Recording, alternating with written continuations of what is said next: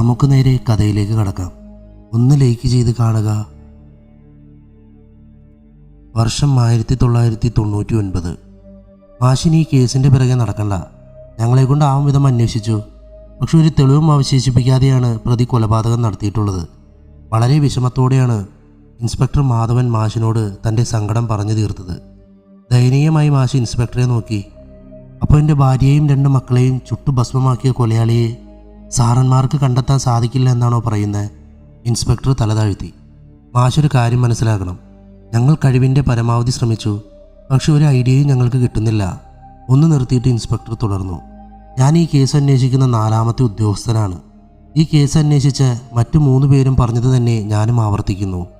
ആരാണ് പ്രതിയെന്നോ അവൻ എന്തിനാണ് ഈ കൊലപാതകങ്ങൾ ചെയ്തതെന്നോ ഞങ്ങൾ എങ്ങനെ അന്വേഷിച്ചിട്ടും ഒരു തുമ്പ് പോലും കിട്ടുന്നില്ല. എൻ്റെ ഇത്രയും കാലത്തെ എക്സ്പീരിയൻസ് വെച്ച് ഞാൻ പറയുകയാണ്.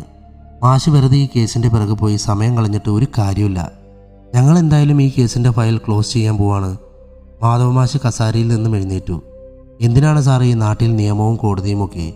ഈ കേസ് അന്വേഷിക്കുന്ന സാറ് തന്നെ ഒരിക്കലും പ്രതിയെ കണ്ടെത്താൻ സാധിക്കില്ല എന്ന് പറയുമ്പോൾ എനിക്ക് നമ്മുടെ നാടിൻ്റെ അവസ്ഥ ആലോചിച്ച് ലജ്ജ തോന്നുന്നു.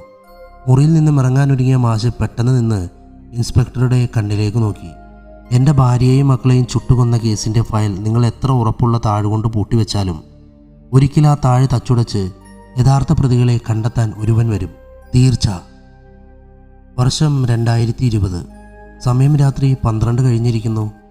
റെയിൽവേ സ്റ്റേഷനിൽ നിന്നും ഇറങ്ങിയ സനുഷ ഒരു ഓട്ടോ പിടിച്ച് വീട്ടിലേക്ക് യാത്ര തിരിച്ചു. റെയിൽവേ സ്റ്റേഷനിൽ നിന്നും 12 കിലോമീറ്ററോളം ദൂരമുണ്ടായിരുന്നു അവളുടെ വീട്ടിലേക്ക്. കുറച്ചു സമയം പിന്നിട്ടപ്പോൾ എങ്ങും കൂരിരുട്ട് മാത്രം.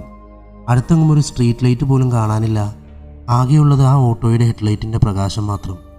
പിന്നെ ഇടയ്ക്കിടെ വണ്ടികൾ പാസ് ചെയ്യുമ്പോഴുള്ള വെളിച്ചവും. അതുവരെ ഒന്നും മിണ്ടാതെയും പറയാതെയും ഇരുന്ന ഓട്ടോ ഡ്രൈവർ അവളെ തിരിഞ്ഞു നോക്കിയൊന്ന് പുഞ്ചിരിച്ചു. എവിടെന്നാ വരുന്നത്? ഞാൻ ബാംഗ്ലൂർ നഴ്സാണ്. അയാളൊരു കള്ളച്ചിരി ചിരിച്ച് വീണ്ടും അവളെ തിരിഞ്ഞു നോക്കി. ഓ, നഴ്സാണല്ലേ?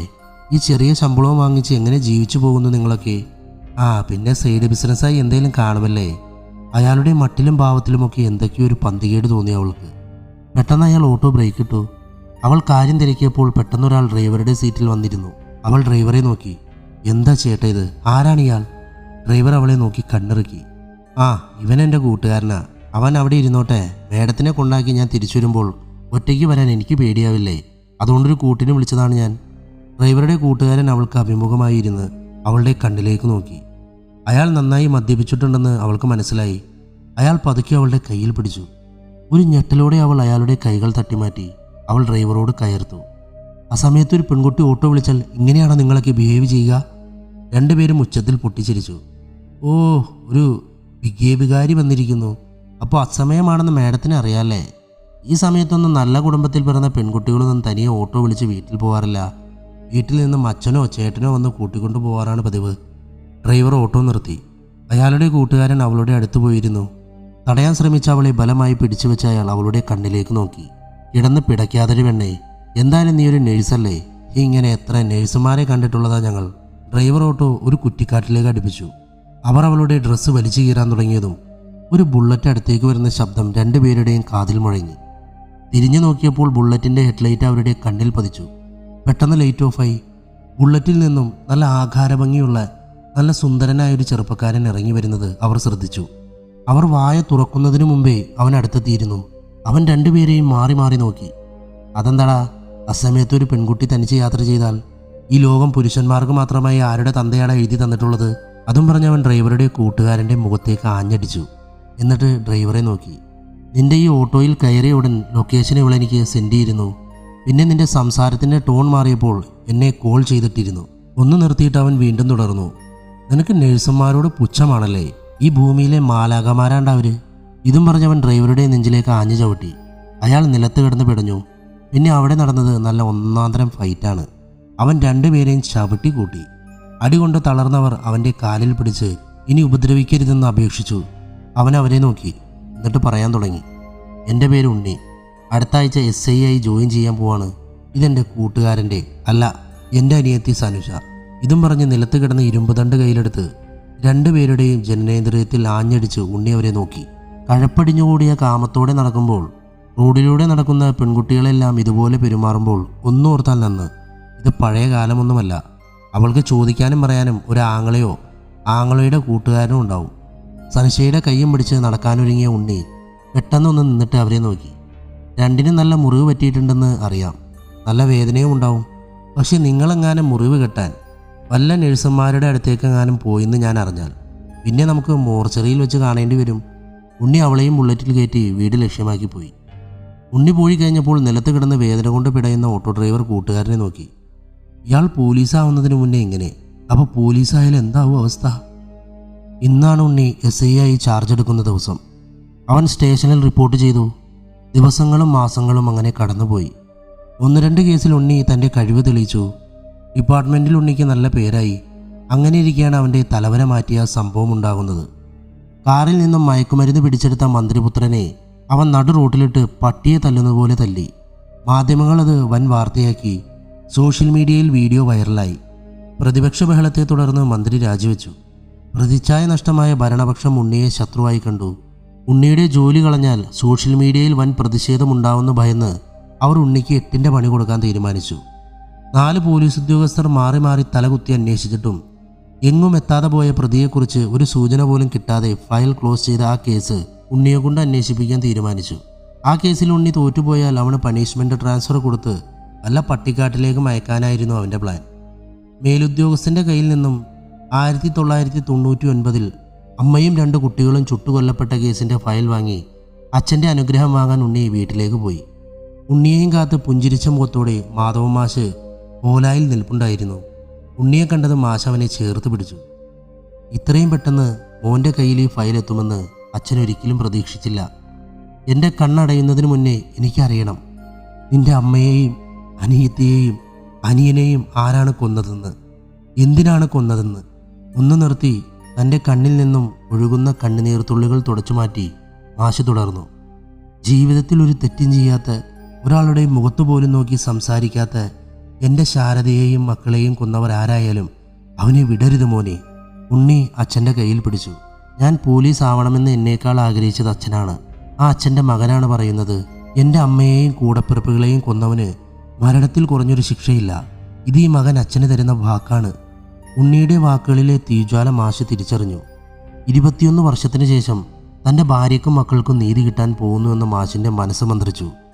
കേസ് ഫയലും പിടിച്ചുണ്ണി ജീപ്പിൽ കയറി പോകുന്നത് കണ്ണിമ വെട്ടാതെ മാഷ് നോക്കി നിന്നു. ഉണ്ണി കേസിനെ കുറിച്ച് വിശദമായി പഠിക്കാൻ തുടങ്ങി.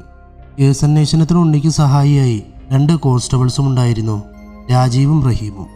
കേസ് ഫയൽ ഉണ്ണി ആവർത്തിച്ച് വായിച്ചിട്ടും ഈ കേസ് ആരിൽ നിന്നും തുടങ്ങണമെന്ന് അവനൊരു ഐഡിയയും കിട്ടിയില്ല. ഉണ്ണിയുടെ തല പുകയ്ക്കൽ കണ്ടപ്പോൾ രാജീവ് ഉണ്ണിയെ നോക്കി പറഞ്ഞു, എൻ്റെ സാറ് വെറുതെ ഈ കേസിൻ്റെ പുറകെ പോയി സമയം മെനക്കെടുത്താതെ DGPയോട് പറ തനിക്ക് കേസ് അന്വേഷിക്കാൻ പറ്റില്ല എന്ന്. ഒന്ന് നിർത്തിയിട്ട് രാജീവ് തുടർന്നു, സംഭവമൊക്കെ ശരിയാണ് സാറേ. കൊല്ലപ്പെട്ടത് സാറിൻ്റെ അമ്മയും കൂടപ്പിറപ്പുകളുമാണ്. പക്ഷെ അവർ കൊല്ലപ്പെട്ടത് ഇന്നലെയോ മിനിഞ്ഞാന്നോ അല്ല, 21 വർഷം മുന്നേ നടന്നൊരു സംഭവമാണിത്. ആ കാലത്ത് തന്നെ സാറിനേക്കാൾ എക്സ്പീരിയൻസ് ഉള്ള ഉദ്യോഗസ്ഥർ തല കുത്തി നിന്ന് അന്വേഷിച്ചിട്ട് പോലും പ്രതിയുടെ ഒരു സൂചന പോലും കിട്ടിയില്ല. പിന്നെയല്ലേ 21 വർഷം കഴിഞ്ഞ് സാറിനെ കൊണ്ട് പ്രതിയെ പിടിക്കാൻ സാധിക്കുക? പ്രതി ജീവനോടെ ഉണ്ടോ എന്ന് പടച്ചോന് മാത്രം അറിയാം. ഉണ്ണി രാജീവിനെ അടിമുടിയൊന്ന് നോക്കി. എൻ്റെ രാജീവേ, കേസ് തുടങ്ങുന്നതിന് മുമ്പ് തന്നെ ഇങ്ങനെ നെഗറ്റീവ് അടിച്ച് വെറുപ്പിക്കല്ലേ. തന്നേക്ക് ഏത് നേരത്താണാവോ എൻ്റെ സഹായിയായി ചോദിക്കാൻ തോന്നിയത്? രാജീവ് ഉണ്ണിയെ നോക്കി ചമ്മിയൊരു ചിരി ചിരിച്ചു. സാറിൻ്റെ കൂടെ എന്തിനും ഞങ്ങളുണ്ടാവും. എന്നാലും ഈ 21 വർഷം മുന്നേ നടന്ന കൊലപാതകത്തിലെ പ്രതിയൊക്കെ എങ്ങനെ പിടിക്കാനാ? സിനിമയിൽ പോലും ഞാൻ കണ്ടിട്ടില്ല ഇങ്ങനൊരു അന്വേഷണം. ഉണ്ണി റഹീമിനെ അടുത്തേക്ക് വിളിച്ചു. എൻ്റെ റഹീമേ, ഈ നെഗറ്റീവിനെ ഒന്ന് കൊണ്ടുപോയിക്കോ. ഇവനെയൊക്കെ വെച്ചുകൊണ്ട് ഞാൻ എങ്ങനെ ഈ കേസ് അന്വേഷിക്കും എൻ്റെ ഈശ്വര? റഹീമും പുഞ്ചിരിച്ചു. രാജീവിൻ്റെ മുഖത്ത് വീണ്ടും ചമ്മിയ പുഞ്ചിരി വിടർന്നു. ഉണ്ണി റഹീമിനെയും രാജീവിനെയും നോക്കി. ഞാൻ പോലീസ് ആയത് തന്നെ ഈ കേസ് അന്വേഷിച്ച് പ്രതിയെ കണ്ടുപിടിക്കാനാണ്. ഇതിനു മുന്നേ ഈ കേസ് അന്വേഷിച്ച 4 ഉദ്യോഗസ്ഥരും ഒരേ പാതയിലാണ് ഈ കേസിൻ്റെ പിറകെ പോയിട്ടുള്ളത്. ഒന്ന് നിർത്തിയിട്ട് ഉണ്ണി തൻ്റെ പോക്കറ്റിൽ നിന്നും സിഗരറ്റ് എടുത്ത് ചുണ്ടിൽ വെച്ച് കത്തിച്ചു. പക്ഷെ നമ്മൾ പുതിയൊരു വഴിയിലൂടെ ആയിരിക്കണം ഈ കേസിൻ്റെ പിറകെ പോവേണ്ടത്. ഈ കേസ് ഇതിനു മുന്നേ അന്വേഷിച്ച് മറ്റു ഉദ്യോഗസ്ഥർ പോവാത്ത വഴികളിലൂടെ ആയിരിക്കണം നമ്മൾ യാത്ര തുടങ്ങേണ്ടത്. ആശ്ചര്യത്തോടെ റഹീം ഉണ്ണിയെ നോക്കി. അതേത് വഴിയാണ് സാർ? നമ്മൾ യാത്ര പോവേണ്ട ആ വഴിയെക്കുറിച്ച് സാറിന് എന്തെങ്കിലും സൂചനയുണ്ടോ? ഉണ്ണി റഹീമിനെ നോക്കി പുഞ്ചിരിച്ചു. നല്ല ചോദ്യം റഹീം. ഇതിനു മുന്നേ ഈ കേസ് അന്വേഷിച്ച ഉദ്യോഗസ്ഥർ പോയ വഴിയിലൂടെ ആർക്കും സഞ്ചരിക്കാം. അവർ സഞ്ചരിച്ചത് നല്ല വിശാലമായ പ്രകൃതി രമണീയമായ വഴികളിലൂടെയാണ്. ആ വഴികളിലൂടെ ആർക്കും എപ്പോൾ വേണമെങ്കിലും സഞ്ചരിക്കാം. പക്ഷെ ആ വഴിയിലൂടെ പോയാൽ അതിനൊരു അറ്റമുണ്ടാകില്ല. നടന്ന് നടന്ന് തളർന്ന് നമ്മൾ പാതി വഴിയിൽ ചെന്ന് തിരിഞ്ഞു നടക്കാൻ തുടങ്ങും. ഒരിക്കലും നമുക്ക് ലക്ഷ്യസ്ഥാനത്ത് എത്തിച്ചേരാൻ സാധിക്കില്ല. തൻ്റെ കയ്യിലുള്ള സിഗരറ്റിനെ അവസാന പുകയും മാഞ്ഞു വലിച്ച് സിഗരറ്റ് കുറ്റി നിലത്തിട്ട് തൻ്റെ ഷൂസ് കൊണ്ട് ഞെരുക്കി ഉണ്ടി തുടർന്നു. നമുക്ക് പോകാനുള്ള വഴിയിൽ മൊത്തം കാട് പിടിച്ച് കിടക്കുകയാണ്. നിറയെ കല്ലും മുള്ളുമുള്ള വഴിയിലൂടെയാണ് നമ്മൾ യാത്ര തുടരേണ്ടത്. ആദ്യം നമ്മൾ കാട് വെട്ടിമാറ്റണം. എന്നിട്ട് പതിയെ കല്ലും മുള്ളുകളും എടുത്തുമാറ്റി യാത്ര ആരംഭിക്കണം. തീർച്ചയായും നമ്മൾ ലക്ഷ്യം കാണും. രാജീവ് എന്തോ ചോദിക്കാൻ തുടങ്ങിയപ്പോൾ ഉണ്ണി അത് തടഞ്ഞു. എൻ്റെ പൊന്നു രാജീവേ, വല്ല നെഗറ്റീവും പറയാനാണെങ്കിൽ ദൈവത്തെ ഓർത്ത് വാ തുറക്കരുത് നീ. രാജീവ് ഉണ്ണിയെ നോക്കി പല്ലിളിച്ചു. നെഗറ്റീവ് അല്ല സാർ, ഈ കേസിനെ കുറിച്ച് വിശദമായി അറിയാൻ താല്പര്യമുണ്ട്. സാറിൻ്റെ അമ്മയും കൂടപ്പിറപ്പുകളും എങ്ങനെ കൊല്ലപ്പെട്ടു, എവിടെ വെച്ച് കൊല്ലപ്പെട്ടു എന്നൊക്കെ അറിയാൻ ഉണ്ണി രാജീവിനെ അടിമുടിയൊന്ന് നോക്കി. അപ്പോൾ നെഗറ്റീവ് മാത്രമല്ല, ഇതുപോലുള്ള ചോദ്യങ്ങൾ ചോദിക്കാനും അറിയാലേ. ഒന്ന് നിർത്തിയിട്ട് ഉണ്ണി രണ്ടുപേരെയും നോക്കി കേസിനെക്കുറിച്ച് വിശദമായി സംസാരിക്കാൻ തുടങ്ങി. വർഷം 1999. മാധവൻ മാഷും കുട്ടികളും സ്കൂളിൽ പോകാനുള്ള തിരക്കിലാണ്. മൂത്ത മകൻ ഉണ്ണി 3ാം ക്ലാസ്സിൽ പഠിക്കുന്നു. അനിയത്തി 1ാം ക്ലാസ്സിലും. പിന്നെയുള്ളത് അനിയനാണ്. അവന് 3.5 വയസ്സേ ആയിട്ടുള്ളൂ. മാധവൻ മാഷും ഭാര്യ ശാരദയും അധ്യാപകരായിരുന്നു. ശാരദ സ്കൂളിൽ പോകുമ്പോൾ ഇളയ കുട്ടിയെ നോക്കിയിരുന്നത് ശാരദയുടെ അകന്ന ബന്ധത്തിലുള്ള ഒരു സ്ത്രീയായിരുന്നു. മീനാക്ഷി എന്നായിരുന്നു അവരുടെ പേര്. മീനാക്ഷി തന്നെയായിരുന്നു വീട്ടിലെ ജോലികളും ചെയ്തിരുന്നത്. അന്ന് ശാരദയ്ക്ക് വല്ലാത്ത തലവേദന അനുഭവപ്പെട്ടതിനാൽ സ്കൂളിൽ പോകാൻ തോന്നിയില്ല. മാഷേ, തല പൊട്ടിപ്പൊളിയുന്ന പോലെ തോന്നുന്നു, പിന്നെ വല്ലാത്ത ക്ഷീണവും. ഞാനിന്ന് ലീവ് എടുക്കട്ടെ? മാഷെ ശാരദയെ നോക്കി. എന്നാ വാ, നമുക്ക് ഡോക്ടറെ കാണിക്കാം. ശാരദ മാഷിനെ തടഞ്ഞു. വേണ്ട മാഷേ, ഡോക്ടറെ കാണിക്കാൻ നിന്നാൽ മാഷും കൂടെ ലീവ് എടുക്കേണ്ടി വരും. നന്നായി ഒന്ന് ഉറങ്ങിയാൽ തീരാവുന്ന തലവേദനയും ക്ഷീണവുമേ എനിക്കുള്ളൂ. മാഷ് കുട്ടികളെയും കൂട്ടി സ്കൂളിൽ പൊക്കോ. മാഷൊന്ന് മൂളിയിട്ട് മീനാക്ഷിയെ നോക്കി. മീനാക്ഷി, നല്ല കടുപ്പത്തിലൊരു ചുക്ക് കാപ്പി ഉണ്ടാക്കി കൊടുക്ക് ടീച്ചർക്ക്. ഇതും പറഞ്ഞ് മാഷ് ശാരദയെ നോക്കി. കാപ്പിയും കുടിച്ച് നന്നായി റെസ്റ്റ് എടുത്തോ, ഞാൻ പോയി വരാം. മാഷ് കുട്ടികളെയും കൂട്ടി സ്കൂളിൽ പോകാൻ ഒരുങ്ങിയപ്പോൾ 1ാം ക്ലാസ്സിൽ പഠിക്കുന്ന മോന് സ്കൂളിൽ പോകാൻ ഒരു മടി. അമ്മയില്ലാതെ സ്കൂളിൽ പോയില്ലെന്ന വാശിയിൽ അവൻ നിന്നു. മാഷും ടീച്ചറും എത്ര നിർബന്ധിച്ചിട്ടും അവൻ സ്കൂളിൽ പോകാൻ കൂട്ടാക്കിയില്ല. ഒടുവിൽ മാഷ് ഉണ്ണിയെ മാത്രം കൂട്ടി സ്കൂളിലേക്ക് പോയി. അന്ന് വൈകിട്ട് മാഷ് തിരിച്ച് വീട്ടിലെത്തുമ്പോൾ കാണുന്നത് കത്തി വെണ്ണീറായി നിൽക്കുന്ന തൻ്റെ ഭാര്യയെയും മക്കളെയുമാണ്.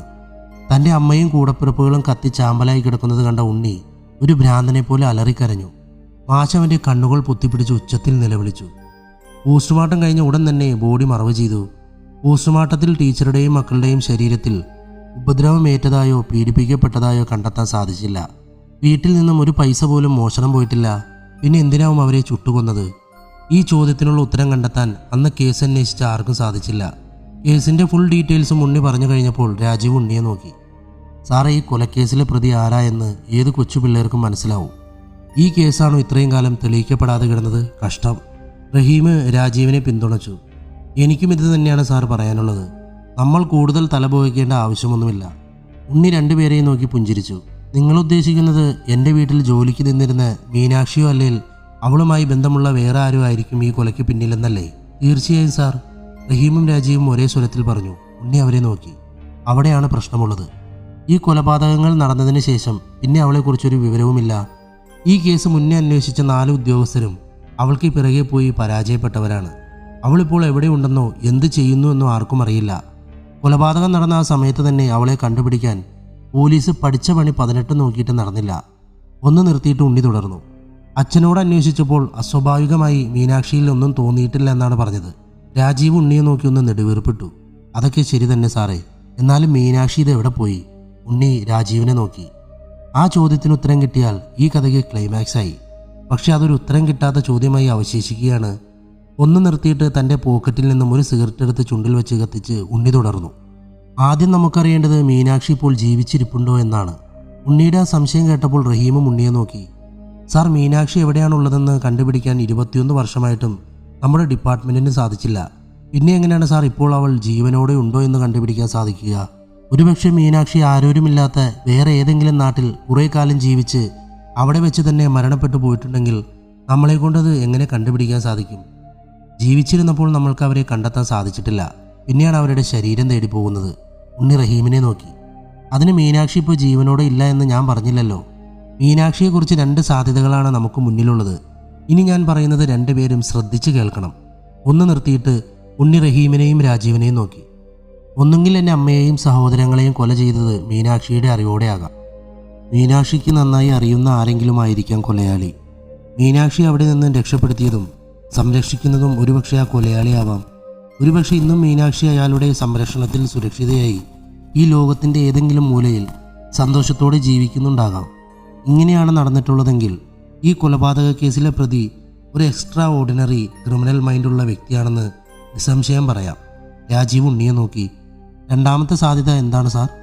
ഉണ്ണി കുറച്ച് സമയത്തെ മൗനത്തിന് ശേഷം പറഞ്ഞു തുടങ്ങി. രണ്ടാമത്തെ സാധ്യത, കൊലപാതകം നേരിൽ കണ്ട മീനാക്ഷി എന്ന ദൃക്സാക്ഷിയെ അവിടെ വെച്ച് തന്നെ കൊലയാളി കൊന്നിട്ടുണ്ടാവും. കൊലയാളിയുടെ മുഖം ഒരുപക്ഷെ മീനാക്ഷിക്ക് പരിചയമുള്ള ആരുടേതെങ്കിലും ആയിരിക്കാം. മീനാക്ഷി അവിടെ ജീവനോടെ അവശേഷിപ്പിച്ചു പോയാൽ താൻ പിടിക്കപ്പെടുമെന്ന തോന്നലായിരിക്കാം കൊലയാളി അവളെയും കൂടി കൊല്ലാൻ കാരണമുണ്ടായിട്ടുണ്ടാവുക.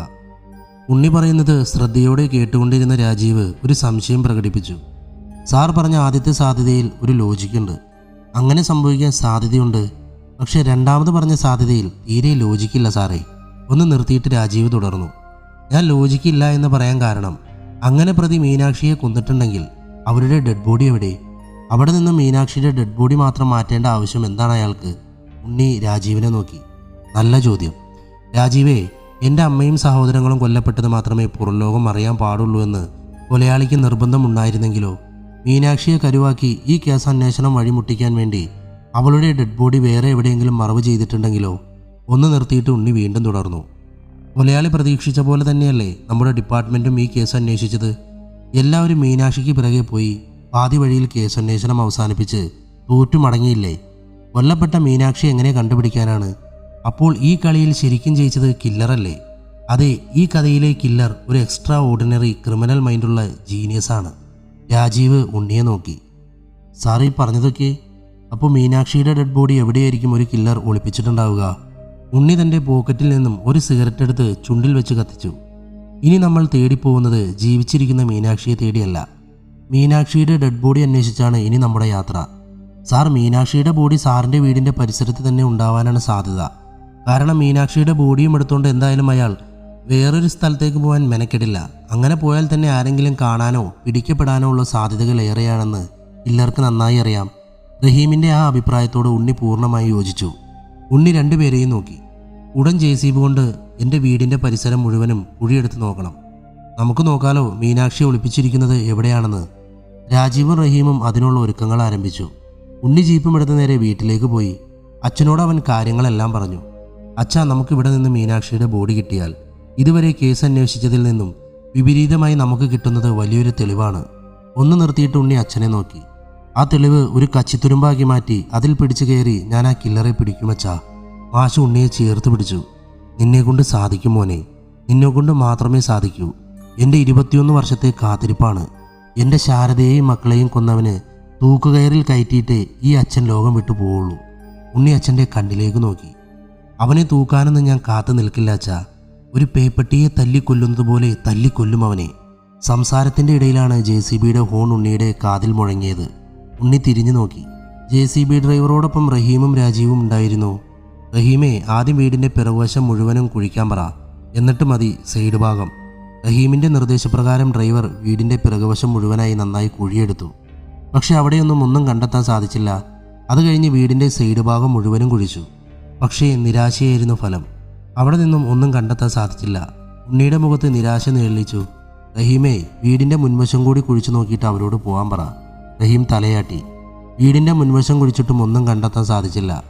JCB ഡ്രൈവറോട് തിരിച്ചു പോകാൻ ആവശ്യപ്പെട്ടപ്പോഴാണ് 2 പൂച്ചകൾ കടിപിടി കൂടുന്ന ശബ്ദം ഉണ്ണിയുടെ കാതിൽ മുഴങ്ങിയത്. നോക്കിയപ്പോൾ തൻ്റെ വീടിനോട് ചേർന്നുള്ള പഴയ ഓല കൊണ്ട് കെട്ടിയ അടുക്കളയുടെ ഉള്ളിൽ നിന്നാണ് പൂച്ച കടിപിടി കൂടുന്നതെന്ന് ഉണ്ണിക്ക് മനസ്സിലായി. പെട്ടെന്നുണ്ണി റഹീമിനെ നോക്കി. റഹീമേ, JCBയോട് പോലെന്ന് പറ, ഒരു സ്ഥലത്തു കൂടി കുഴിക്കാനുണ്ട്. എവിടെയാണ് സാർ? ഞങ്ങളുടെ വീട്ടിലെ പഴയ അടുക്കളയാണ്. പിറകുവശത്തെ വാതിൽ തുറന്നാൽ നേരെ അടുക്കളയിലേക്ക് കയറാം. അടുക്കളയിൽ കയറുന്നത് അടുത്ത വീട്ടിലുള്ളവർക്ക് പോലും കാണാൻ പറ്റില്ല. വീടിനോട് അത്രയും ചേർന്നാണ് അതുള്ളത്. വീടിൻ്റെ അകത്ത് തന്നെ അടുക്കള പണിതതിൽ പിന്നെ ഇപ്പോൾ കുറച്ചു കാലമായിട്ട് ആ അടുക്കള ഉപയോഗിക്കാറില്ല. ഇപ്പോൾ അത് വിറകുപുരയായിട്ടാണ് ഉപയോഗിക്കുന്നത്. ഒന്ന് നിർത്തിയിട്ട് ഉണ്ണി റഹീമിനെ നോക്കി. ആ അടുക്കളയിൽ കൂടി കുഴിക്കാൻ പറ ഡ്രൈവറോട്. റഹീമിൻ്റെ നിർദ്ദേശപ്രകാരം ഡ്രൈവർ അടുക്കള പൊളിച്ചു മാറ്റി കുഴിയെടുക്കാൻ ആരംഭിച്ചു. കുറച്ചു സമയത്തിന് ശേഷം മണ്ണിനോടൊപ്പം ഒരു അസ്ഥിക്കൂടവും ഉയർന്നു വന്നു. ഉണ്ണിയും രാജീവും റഹീമും മാഷും ചുറ്റിലും കൂടി നിന്നിരുന്ന ആളുകളുമെല്ലാം ഞെട്ടലോടെ അത് നോക്കി നിന്നു. ഉണ്ണി റഹീമിനെ നോക്കി. റഹീം, ഉടൻ ഈ അസ്ഥിക്കൂടത്തിൻ്റെ DNA-യും മീനാക്ഷിയുടെ DNA-യും മാച്ചാണോ എന്ന് പരിശോധിക്കാനുള്ള സജ്ജീകരണം ചെയ്യേ. എനിക്ക് പെട്ടെന്ന് റിസൾട്ട് കിട്ടണം. അന്ന് രാത്രി ഉണ്ണിയുടെ മൊബൈലിലേക്ക് റഹീമിൻ്റെ കോൾ വന്നു. സാർ, DNA റിപ്പോർട്ട് കിട്ടി. സന്തോഷത്തോടെ ഉണ്ണി ചെയറിൽ നിന്നും ചാടി എണീറ്റു. റഹീമെ, അത് മാച്ചല്ലേ? അത് മീനാക്ഷിയുടേതല്ലേ? അല്ല സാർ, അതൊരു പുരുഷൻ്റെ അസ്ഥിക്കൂടമാണ്. അത് കേട്ട് ഉണ്ണി ഞെട്ടിപ്പോയി. വാട്ട്, പുരുഷനോ? എവിടേക്കാടോ ഈ കഥ പോകുന്നത്? ഉണ്ണിയാകെ അസ്വസ്ഥനായി. അന്ന് രാത്രി അവൻ ഉറങ്ങാൻ സാധിച്ചില്ല. 100 ചോദ്യങ്ങൾ അവൻ്റെ മനസ്സിലൂടെ കടന്നുപോയി. കേസ് എങ്ങനെയെങ്കിലും കരക്കെത്തിക്കാൻ നോക്കുമ്പോഴാണ് പുതുതായി പലതും പൊങ്ങി വരുന്നത്. ആരുടെ അസ്ഥികൂടമായിരിക്കും അത്? ഇങ്ങനെ ഒരാൾ മിസ്സായതിനെക്കുറിച്ച് ഒരു പരാതിയോ അന്വേഷണമോ 21 വർഷമായിട്ട് നടക്കാതിരുന്നത് എന്തുകൊണ്ട്? അങ്ങനെ ഒരുപാട് ചോദ്യങ്ങൾ അവൻ്റെ ഉറക്കത്തെ ഇല്ലാതാക്കി. പിറ്റേ ദിവസം സ്റ്റേഷനിലെത്തിയ ഉണ്ണി രാജീവിനെയും റഹീമിനെയും തൻ്റെ മുറിയിലേക്ക് വിളിച്ചു. എങ്ങോട്ടാണോ ഈ കേസിൻ്റെ പോക്ക്? ആലോചിച്ചിട്ട് ഒരെത്തും പിടികിട്ടുന്നില്ലല്ലോ. റഹീം ഉണ്ണിയെ നോക്കി. എന്താ സാർ ഇനി നമ്മുടെ പ്ലാൻ? ഉണ്ണി കുറച്ച് സമയം ഒന്നും മിണ്ടിയില്ല. തൻ്റെ പോക്കറ്റിൽ നിന്നും ഒരു സിഗരറ്റ് എടുത്ത് ചുണ്ടിൽ വെച്ച് കത്തിച്ച് ഷെൽഫിൽ നിന്നും ഒരു ഫയലെടുത്ത് നീട്ടി ഉണ്ണി റഹീമിനെയും രാജീവിനെയും നോക്കി. ഇതാണെന്ന് ഡോക്ടർ എഴുതിയ പോസ്റ്റ്മോർട്ടം റിപ്പോർട്ട്. ഈ റിപ്പോർട്ടിൽ വ്യക്തമായി പറയുന്നുണ്ട്, മരിച്ചത് ശാരദ എന്ന എൻ്റെ അമ്മയും 2 കൂടപ്പിറപ്പുകളുമായിരുന്നുവെന്ന്. അവർക്കൊരു പോറൽ പോലും ഉണ്ടായിട്ടില്ല എന്ന് മാർക്ക് ചെയ്തിട്ടുണ്ട്. ഒന്ന് നിർത്തിയിട്ട് ഉണ്ണി മറ്റൊരു ഫയൽ എടുത്ത് ടേബിളിൽ വെച്ചു. ഇത് ഇന്നലെ നമ്മൾ കണ്ടെടുത്ത ബോഡിയുടെ പോസ്റ്റ്മോർട്ടം റിപ്പോർട്ടാണ്. പക്ഷേ റിപ്പോർട്ടിൽ പറയുന്നത് അതേ ദിവസം കൊല്ലപ്പെട്ടയാൾ ശാരീരികമായി ഒരുപാട് ഉപദ്രവം ഏറ്റിട്ടുണ്ട് എന്നാണ്. തലയുടെ പിറകെ ആഴത്തിലുള്ള മുറിവുണ്ട്. പിന്നെ നെഞ്ചിൽ, കാലിൽ, ചെവിയിൽ, അങ്ങനെ പലയിടത്തും ആഴത്തിൽ മുറിവ് പറ്റിയിട്ടുണ്ട്. റഹീം ഉണ്ണിയെ നോക്കി. ആരായിരിക്കും സാർ അയാൾ? പോസ്റ്റ്മോർട്ടം റിപ്പോർട്ട് അനുസരിച്ച് ഇയാളെ കില്ലർ അതിക്രൂരമായാണ് കൊന്നിട്ടുള്ളത്. പക്ഷെ അന്ന് ഇങ്ങനെ ഒരാൾ കൊല്ലപ്പെട്ടതിൻ്റെ ഒരു സൂചന പോലും മാർഗം കണ്ടുപിടിക്കാൻ സാധിച്ചിട്ടില്ല. സത്യത്തിൽ ഈ കേസിലെ കില്ലർ അതിബുദ്ധിമാനാണ് സാർ. ഉണ്ണിയൊന്ന് പുഞ്ചിരിച്ചു. എത്ര അതിബുദ്ധിമാനായാലും അയാൾ നമ്മുടെ കൈകളിൽ വരും. നോക്കിക്കോ സാർ, നമ്മളിനി ഈ കേസുമായി എങ്ങനെ മുന്നോട്ട് പോകും? ഇപ്പോൾ നമ്മുടെ മുന്നിലെല്ലാം ബ്ലാങ്കാണ്. നമ്മളിനി ആരിൽ നിന്ന് തുടങ്ങും? തൻ്റെ കയ്യിലുള്ള സിഗരറ്റ് നിലത്തേക്കെറിഞ്ഞ് ഉണ്ണി 2 പേരെയും നോക്കി. നമ്മളെല്ലാം ഒന്നിൽ നിന്ന് തുടങ്ങും. ഈ കൊലപാതകം നടന്നത് മുതൽ ഈ കേസുമായി ആരൊക്കെ സഹകരിച്ചിട്ടുണ്ടോ അവരിൽ നിന്നെല്ലാം നമ്മൾ തെളിവുകൾ ശേഖരിക്കും. എല്ലാം പെട്ടെന്ന് നടക്കണം. രാജീവ് ഉണ്ണിയെ നോക്കി. തെളിവുകൾ ശേഖരിക്കുക എന്ന് പറഞ്ഞാൽ ഈ കേസ് അന്വേഷിച്ച പോലീസ് ഉദ്യോഗസ്ഥർ, അവരുടെ സഹായികൾ, അന്നത്തെ പത്രങ്ങളിൽ ഈ കേസുമായി ബന്ധപ്പെട്ട് വന്ന വാർത്തകൾ, ബോഡി പോസ്റ്റ്മോർട്ടം ചെയ്ത ഡോക്ടർ, അങ്ങനെ എല്ലാവരിൽ നിന്നും വിവരങ്ങൾ ശേഖരിക്കണം. ഒന്ന് നിർത്തിയിട്ട് ഉണ്ണി തുടർന്നു. അഥവാ ഇതിൽ ആരെങ്കിലും ഇന്ന് ജീവിച്ചിരിപ്പില്ല എങ്കിൽ അവരുടെ കുടുംബങ്ങളോട് ചോദിച്ച് കിട്ടാവുന്നത്ര കാര്യങ്ങൾ ശേഖരിക്കണം. 3 പേരും 3 വഴിക്ക് വിവരങ്ങൾ ശേഖരിക്കാൻ തുടങ്ങി. തങ്ങളാൽ കഴിയുന്നത്ര വിവരങ്ങൾ ഓരോരുത്തരും ശേഖരിച്ചു. പക്ഷേ 21 വർഷം മുന്നേ എഴുതിയ കേസ് ഫയലിൽ ഉള്ളതിനേക്കാൾ കൂടുതൽ വിവരങ്ങളൊന്നും 3 പേർക്കും ശേഖരിക്കാൻ സാധിച്ചില്ല. ഉണ്ണി കടുത്ത നിരാശയിലായി. താൻ എങ്ങനെയൊക്കെ ശ്രമിച്ചിട്ടും കേസിനൊരു തുമ്പ് കിട്ടാത്തതിൽ ഉണ്ണിക്ക് അമർഷം തോന്നി. വീണ്ടും കേസ് ഒന്നിൽ നിന്നും അന്വേഷണം ആരംഭിച്ച് കുറച്ച് ദിവസങ്ങൾക്ക് ശേഷം എന്തൊക്കെയോ ഒരു അസ്വാഭാവികത 3 പേർക്കും അനുഭവപ്പെടാൻ തുടങ്ങി. ആരോ തങ്ങളെ ഫോളോ ചെയ്യുന്ന പോലെ ഒരു തോന്നൽ. 3 പേരും ഒന്നിച്ചു നിൽക്കുമ്പോൾ എല്ലാം നോർമലായിരുന്നു. പക്ഷേ തനിയാവുമ്പോൾ ആരോ തൊട്ടുപിറകെ ഉള്ള പോലെ അവർക്ക് അനുഭവപ്പെടുന്നു. പക്ഷേ തിരിഞ്ഞു നോക്കുമ്പോൾ ആരെയും കണ്ടതുമില്ല. ഇതൊക്കെ വെറും തോന്നലാവുമെന്ന നിഗമനത്തിൽ അവർ അതിനെ കൂടുതൽ ഫോക്കസ് ചെയ്തില്ല. ഒരു ദിവസം രാത്രി ഷോപ്പിംഗ് കഴിഞ്ഞ് കാർ പാർക്കിങ്ങിലേക്ക് നടന്നുകൊണ്ടിരിക്കുമ്പോൾ ഉണ്ണിക്ക് തന്നെ ആരോ ഫോളോ ചെയ്യുന്നതായി അനുഭവപ്പെട്ടു. നടന്നുകൊണ്ടിരുന്ന ഉണ്ണി പെട്ടെന്നൊന്ന് തിരിഞ്ഞു നോക്കി. പക്ഷെ അവിടെ ആരെയും കണ്ടില്ല. അവൻ ആ പാർക്കിംഗ് ഏരിയ മൊത്തത്തിൽ വീക്ഷിച്ചു. അവിടെയെങ്ങും ആരെയും കണ്ടെത്താൻ സാധിച്ചില്ല. തൻ്റെ കാർ അൺലോക്ക് ചെയ്ത് ഉണ്ണി കാറിനെ ലക്ഷ്യമാക്കി നടന്നു. കാറിൻ്റെ അടുത്തെത്തി അവൻ ഡോറ് തുറന്ന് അകത്ത് കയറി. കാറിൻ്റെ അകത്ത് കയറിയതും അവന് വല്ലാത്തൊരു സ്മെല്ല് അനുഭവപ്പെട്ടു. തൻ്റെ കാറിൻ്റെ അകത്ത് ഇങ്ങനൊരു സ്മെല്ല് ഉണ്ടാവാറില്ലല്ലോ അവൻ ഓർത്തു. മൃതദേഹങ്ങൾക്കരികിൽ പോകുമ്പോൾ ഉണ്ടാവുന്ന ഒരു ഗന്ധമായിരുന്നു അവൻ അനുഭവപ്പെട്ടത്. ചന്ദനത്തിരിയും പൂക്കളും ചേർന്നുള്ള വല്ലാത്തൊരു ഗന്ധം അവൻ്റെ മൂക്കിലൂടെ തുളച്ചു കയറി. അവൻ ഡോർ തുറന്ന് പുറത്തിറങ്ങി കാറിൻ്റെ അകവും പുറവും നിന്ന് പരിശോധിച്ചു. പക്ഷേ ഒന്നും കണ്ടെത്താനായില്ല അവന്. വീണ്ടും ഡോർ തുറന്ന് കാറിൽ കയറി ഉണ്ണി വണ്ടി സ്റ്റാർട്ട് ചെയ്തതും സ്റ്റീരിയോയിൽ ഒരു പഴയ ഹിന്ദി പ്രണയഗാനം മുഴങ്ങി. അങ്ങനെ ഒരു ഗാനം തൻ്റെ CD-യിൽ ഇല്ല എന്ന് ഉണ്ണിക്ക് വ്യക്തമായി അറിയാമായിരുന്നു. അവൻ ആ CD പുറത്തേക്കെടുത്ത് നോക്കി. ആ CD വേറെ ആരോ തൻ്റെ സ്റ്റീരിയോയിൽ കൊണ്ടിട്ടതാണെന്ന് ഉണ്ണിക്ക് മനസ്സിലായി. അവൻ രാജീവിനെ വിളിക്കാൻ ഫോൺ എടുത്തതും രാജീവ് ഉണ്ണിയെ ഇങ്ങോട്ട് വിളിച്ചതും ഒരുമിച്ചായിരുന്നു. സാർ എവിടെയാണ്? രാജീവിൻ്റെ സംസാരത്തിൽ വല്ലാത്തൊരു സന്തോഷം അനുഭവപ്പെട്ടു ഉണ്ണിക്ക്. ഞാൻ ചെറിയൊരു ഷോപ്പിംഗ് കഴിഞ്ഞ് ഇറങ്ങാൻ നിൽക്കാണ്. പിന്നെ ഉണ്ണി കാറിൽ നടന്ന കാര്യങ്ങൾ രാജീവിനോട് പറയാൻ ശ്രമിച്ചതും ഇടയിൽ കയറി രാജീവ് സന്തോഷം പങ്കുവച്ചതും ഒരുമിച്ചായിരുന്നു. സാറേ, ഒരു ഗുഡ് ന്യൂസ് ഉണ്ട്. ഭാര്യ ഗർഭിണിയാണ് കേട്ടോ. അത് പറയാനാ ഞാൻ സാറിനെ വിളിച്ചേ. ഉണ്ണി പറയാൻ വന്ന കാര്യം അവിടെ വെച്ച് നിർത്തി. എന്നിട്ട് അവൻ്റെ സന്തോഷത്തിൽ പങ്കുചേർന്നു. ആഹാ, ചിലവുണ്ടിട്ടാ നെഗറ്റീവേ. രാജീവ് പൊട്ടിച്ചിരിച്ചു. ഞാൻ റഹീമിനെയും വിളിച്ചിട്ടുണ്ടായിരുന്നു. നാളെ രാവിലെ ഒന്ന് അമ്പലത്തിൽ പോകണം. എന്നിട്ട് എൻ്റെ കൃഷ്ണനോട് മനസ്സറിഞ്ഞ് നന്ദി പറയണം. അത് കഴിഞ്ഞ് നാളത്തെ രാത്രി സാറിനും റഹീമിനും എൻ്റെ വക ഒരു 1.5 ചിലവുണ്ട്. ഉണ്ണി പുഞ്ചിരിച്ചു. വീട്ടുകാരൊക്കെ ഇപ്പോൾ ഹാപ്പി ആയല്ലോ അല്ലേ? ഇനിയെങ്കിലും തൻ്റെ ഭാര്യയെ ഒന്ന് നന്നായി സ്നേഹിക്കാൻ പറയടോ അവരോട്. പാവം കുറേ അനുഭവിച്ചതല്ലേ. പാവമാണ് സാറേ അവൾ. സാധാരണ കല്യാണത്തിന് മുമ്പ് കാമുകി കാമുകന്മാരുടെ പ്രധാന ശത്രുക്കൾ അവരുടെ വീട്ടുകാർ തന്നെയാവും. കല്യാണത്തിന് ശേഷവും അവരായിരിക്കും അടുത്ത മിത്രങ്ങളും.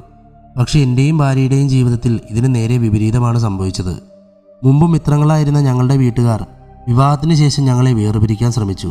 അതിനുള്ള വീട്ടുകാരുടെ കാരണവും ശക്തമായിരുന്നു. കല്യാണം കഴിഞ്ഞ വർഷങ്ങളായിട്ട് ഒരു കുഞ്ഞിക്കാല് കാണാൻ സാധിക്കാത്തതുകൊണ്ട് വീട്ടുകാരുടെ നിർദ്ദേശപ്രകാരം ഒരു ഡോക്ടറെ പോയി കണ്ടു. എനിക്കൊരിക്കലും ഒരു അച്ഛനാകാൻ സാധിക്കില്ല എന്ന സത്യം വീട്ടുകാർ അറിഞ്ഞപ്പോൾ ഒരു കുഞ്ഞിനെ ലാളിക്കാൻ വേണ്ടി കാത്തിരുന്ന അവർക്കത് വലിയ ആഘാതമായിരുന്നു. രണ്ടുപേരുടെയും വീട്ടുകാർ ഒന്നിച്ച് ഞങ്ങളെ പിരിക്കാൻ നോക്കിയപ്പോൾ എനിക്കെൻ്റെ രാജീവേട്ടനെ പിരിയാൻ പറ്റില്ല എന്ന് പറഞ്ഞ് എന്നെ ചേർത്ത് പിടിച്ചവളവള്. ഒന്ന് നിർത്തിയിട്ട് രാജീവ് തുടർന്നു. എന്നിട്ട് എന്തായി? എനിക്ക് അച്ഛനാകാൻ പറ്റില്ല എന്ന് വിധി എഴുതിയ ഡോക്ടർമാരുടെ വാക്കിനെ എൻ്റെ കൃഷ്ണൻ ഞങ്ങളുടെ സ്നേഹത്തിന് മുന്നിൽ തോൽപ്പിച്ചില്ല. എൻ്റെ നെഗറ്റീവേ, നീ എന്നെ കൂടെ കരയിപ്പിക്കും. ഞാനും റഹീമും നാളെ രാത്രി ചെലവ് ചെയ്യിപ്പിച്ച് നിന്റെ കളസം കീറും, നോക്കിക്കോ.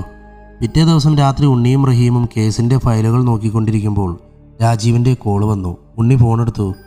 സാറേ, ഞാൻ ഫുൾ ഫ്രീ ആയി. അമ്പലത്തിൽ പോകും അവളുടെ വീട്ടിൽ പോകും എല്ലാം കഴിഞ്ഞതാ. ഇപ്പോൾ അങ്ങോട്ട് വരാൻ നിൽക്കാണ്. സാറും റഹീമും ഫ്രീ അല്ലേ ഇപ്പോൾ?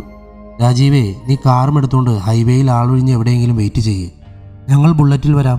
നമുക്ക് ആ വഴിക്കല്ലേ പോകാനുള്ളത്. ബുള്ളറ്റ് അവിടെ എവിടെയെങ്കിലും പാർക്ക് ചെയ്യാം. ആശ്ചര്യത്തോടെ രാജീവ് ചോദിച്ചു. ആ വഴിക്ക് ഏതാ ഹോട്ടൽ? എൻ്റെ സാറേ, അത് സ്റ്റാർ ഹോട്ടലല്ലേ? ഉണ്ണിയൊന്ന് പുഞ്ചിരിച്ചു. ഞാൻ ഇന്നലെ പറഞ്ഞതല്ലേ രാജീവേ, എൻ്റെ കളസം ഞങ്ങൾ കീറുമെന്ന്. കയ്യിൽ കാശൊക്കെ ഉണ്ടല്ലോ അല്ലേ? രാവിലെ മുതൽ ഞാനും റഹീമും ഒന്നും കഴിച്ചിട്ടില്ല. എല്ലാം കൂടെ ചേർത്ത് അവിടെ നിന്നും കഴിക്കാനുള്ളതാ. ഫോൺ വെച്ചുണ്ണി റഹീമിനെ നോക്കി ചിരിച്ചു. പാവം, വല്ലാത്ത സന്തോഷത്തിലാ. ഇന്ന് എൻ്റെ വകയാണ് പാർട്ടി. രാജീവാണ് നമ്മുടെ ഗസ്റ്റ്. ഉണ്ണിയും റഹീമും ബുള്ളറ്റിൽ കയറി യാത്ര തിരിച്ചു. ഹൈവേയിൽ രാജീവിൻ്റെ കാർ പാർക്ക് ചെയ്തിരിക്കുന്ന സ്ഥലത്തേക്ക് ഉണ്ണി ബുള്ളറ്റ് അടുപ്പിച്ചു. ബുള്ളറ്റിൽ നിന്നും ഇറങ്ങിയ ഉണ്ണിയും റഹീമും കാറിനെ ലക്ഷ്യമാക്കി നടന്നു. അപ്പോഴാണ് ഉണ്ണി അത് ശ്രദ്ധിച്ചത്. കാറിൻ്റെ ഡ്രൈവിംഗ് സീറ്റിലിരുന്ന് സൈഡ് മിററിൽ തലകൊണ്ടിരിക്കുന്ന രാജീവിനെ കണ്ടതും ഉണ്ണി ഓടിപ്പോയി ഡോറ് തുറന്നു. ഡോറ് തുറന്നതും രാജീവ് ഉണ്ണിയുടെ കൈകളിലേക്ക് ചാഞ്ഞതും ഒരുമിച്ചായിരുന്നു. രാജീവിൻ്റെ കഴുത്തും കൈകളിലെ ഞരമ്പും അറുത്ത നിലയിലായിരുന്നു ഉണ്ണി അവനെ കണ്ടത്. നിലയ്ക്കാതെ രക്തം ഒഴുകുന്നുണ്ടായിരുന്നു. ഉണ്ണിക്ക് തൻ്റെ കണ്ണുകളെ വിശ്വസിക്കാൻ കഴിഞ്ഞില്ല. രാജീവിനെ പൊക്കിയെടുത്ത് പിറകിലത്തെ സീറ്റിൽ കിടത്തി. എന്നിട്ട് റഹീമിനോട് വണ്ടി ആശുപത്രിയിലേക്ക് വിടാൻ ആവശ്യപ്പെട്ടു. ഉണ്ണി രാജീവിൻ്റെ കണ്ണിലേക്ക് ദയനീയമായി നോക്കി. നെഗറ്റീവ് അല്ല രാജീവേ, ആരാടാ ഇത് ചെയ്ത്? രാജീവ് സംസാരിക്കാൻ വാ തുറന്നപ്പോൾ രക്തം വായിലൂടെ നിറഞ്ഞൊഴുകി. രാജീവ് ഉണ്ണിയുടെ കയ്യിൽ മുറുകെ പിടിച്ചു. സാർ, വര രാജീവ്, ആരിത് ചെയ്ത്? സാറിൻ്റെ മുഴുവൻ പറഞ്ഞ് അവസാനിപ്പിക്കും മുന്നേ രാജീവിൻ്റെ ശ്വാസം നിലച്ചു. രാജീവിനെ ചേർത്ത് പിടിച്ചൊരു കൊച്ചുകുട്ടിയെപ്പോലെ ഉണ്ണി അലറിക്കരഞ്ഞു. അപ്പോഴാണ് തൻ്റെ മൂക്കിലേക്ക് ആ ഗന്ധം തുളച്ചു കയറുന്നത് ഉണ്ണി ശ്രദ്ധിച്ചത്. ഇന്നലെ കാർ പാർക്കിങ്ങിൽ വെച്ച് തൻ്റെ കാറിൻ്റെ ഉള്ളിൽ അനുഭവപ്പെട്ട അതേ ഗന്ധം. രാജീവിൻ്റെ ശവസംസ്കാര ചടങ്ങുകളെല്ലാം കഴിഞ്ഞ് തിരികെ വരാൻ നേരം നെഞ്ചു പൊട്ടിക്കരയുന്ന അവൻ്റെ ഗർഭിണിയായ ഭാര്യയുടെ മുഖം ഉണ്ണിയുടെ മനസ്സിൽ ഒരു തേങ്ങലായി അവശേഷിച്ചു. ജീപ്പിൽ കയറിയിരിക്കുന്ന ഉണ്ണിയെ റഹീം ദയനീയമായി നോക്കി. സാർ, ഉണ്ണി റഹീമിനെ നോക്കി. റഹീമേ, ആരായിരിക്കുമടോ നമ്മുടെ രാജീവിനെ കൊന്നത്?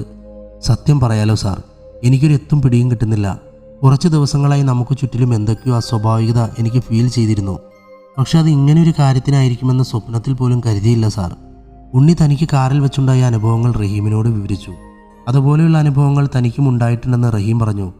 സാർ, രാജീവ് കൊല്ലപ്പെടുന്നതിൻ്റെ അന്ന് രാവിലെ ഞാൻ ബാത്റൂമിൽ കയറിയപ്പോൾ നമ്മുടെ രാജീവ് കൊല്ലപ്പെട്ട അന്ന് കാറിൻ്റെ അകത്ത് നിന്നും ഒരു വല്ലാത്ത മണം വന്നില്ല സാർ? അതേ മണമായിരുന്നു ബാത്റൂമിൽ മുഴുവനും. മരിച്ച വീട്ടിലേക്ക് പോകുമ്പോൾ ഉണ്ടാവില്ലേ അങ്ങനത്തെ ഒരു മണം. ഉണ്ണി റഹീമിനെ നോക്കി. റഹീമേ, കുറച്ച് ദിവസങ്ങളായി നമ്മളെ ആരോ പിന്തുടരുന്നുണ്ട്. അതിനർത്ഥം നമ്മളെ ആരോ ഭയപ്പെടുന്നുണ്ടെന്നല്ലേ?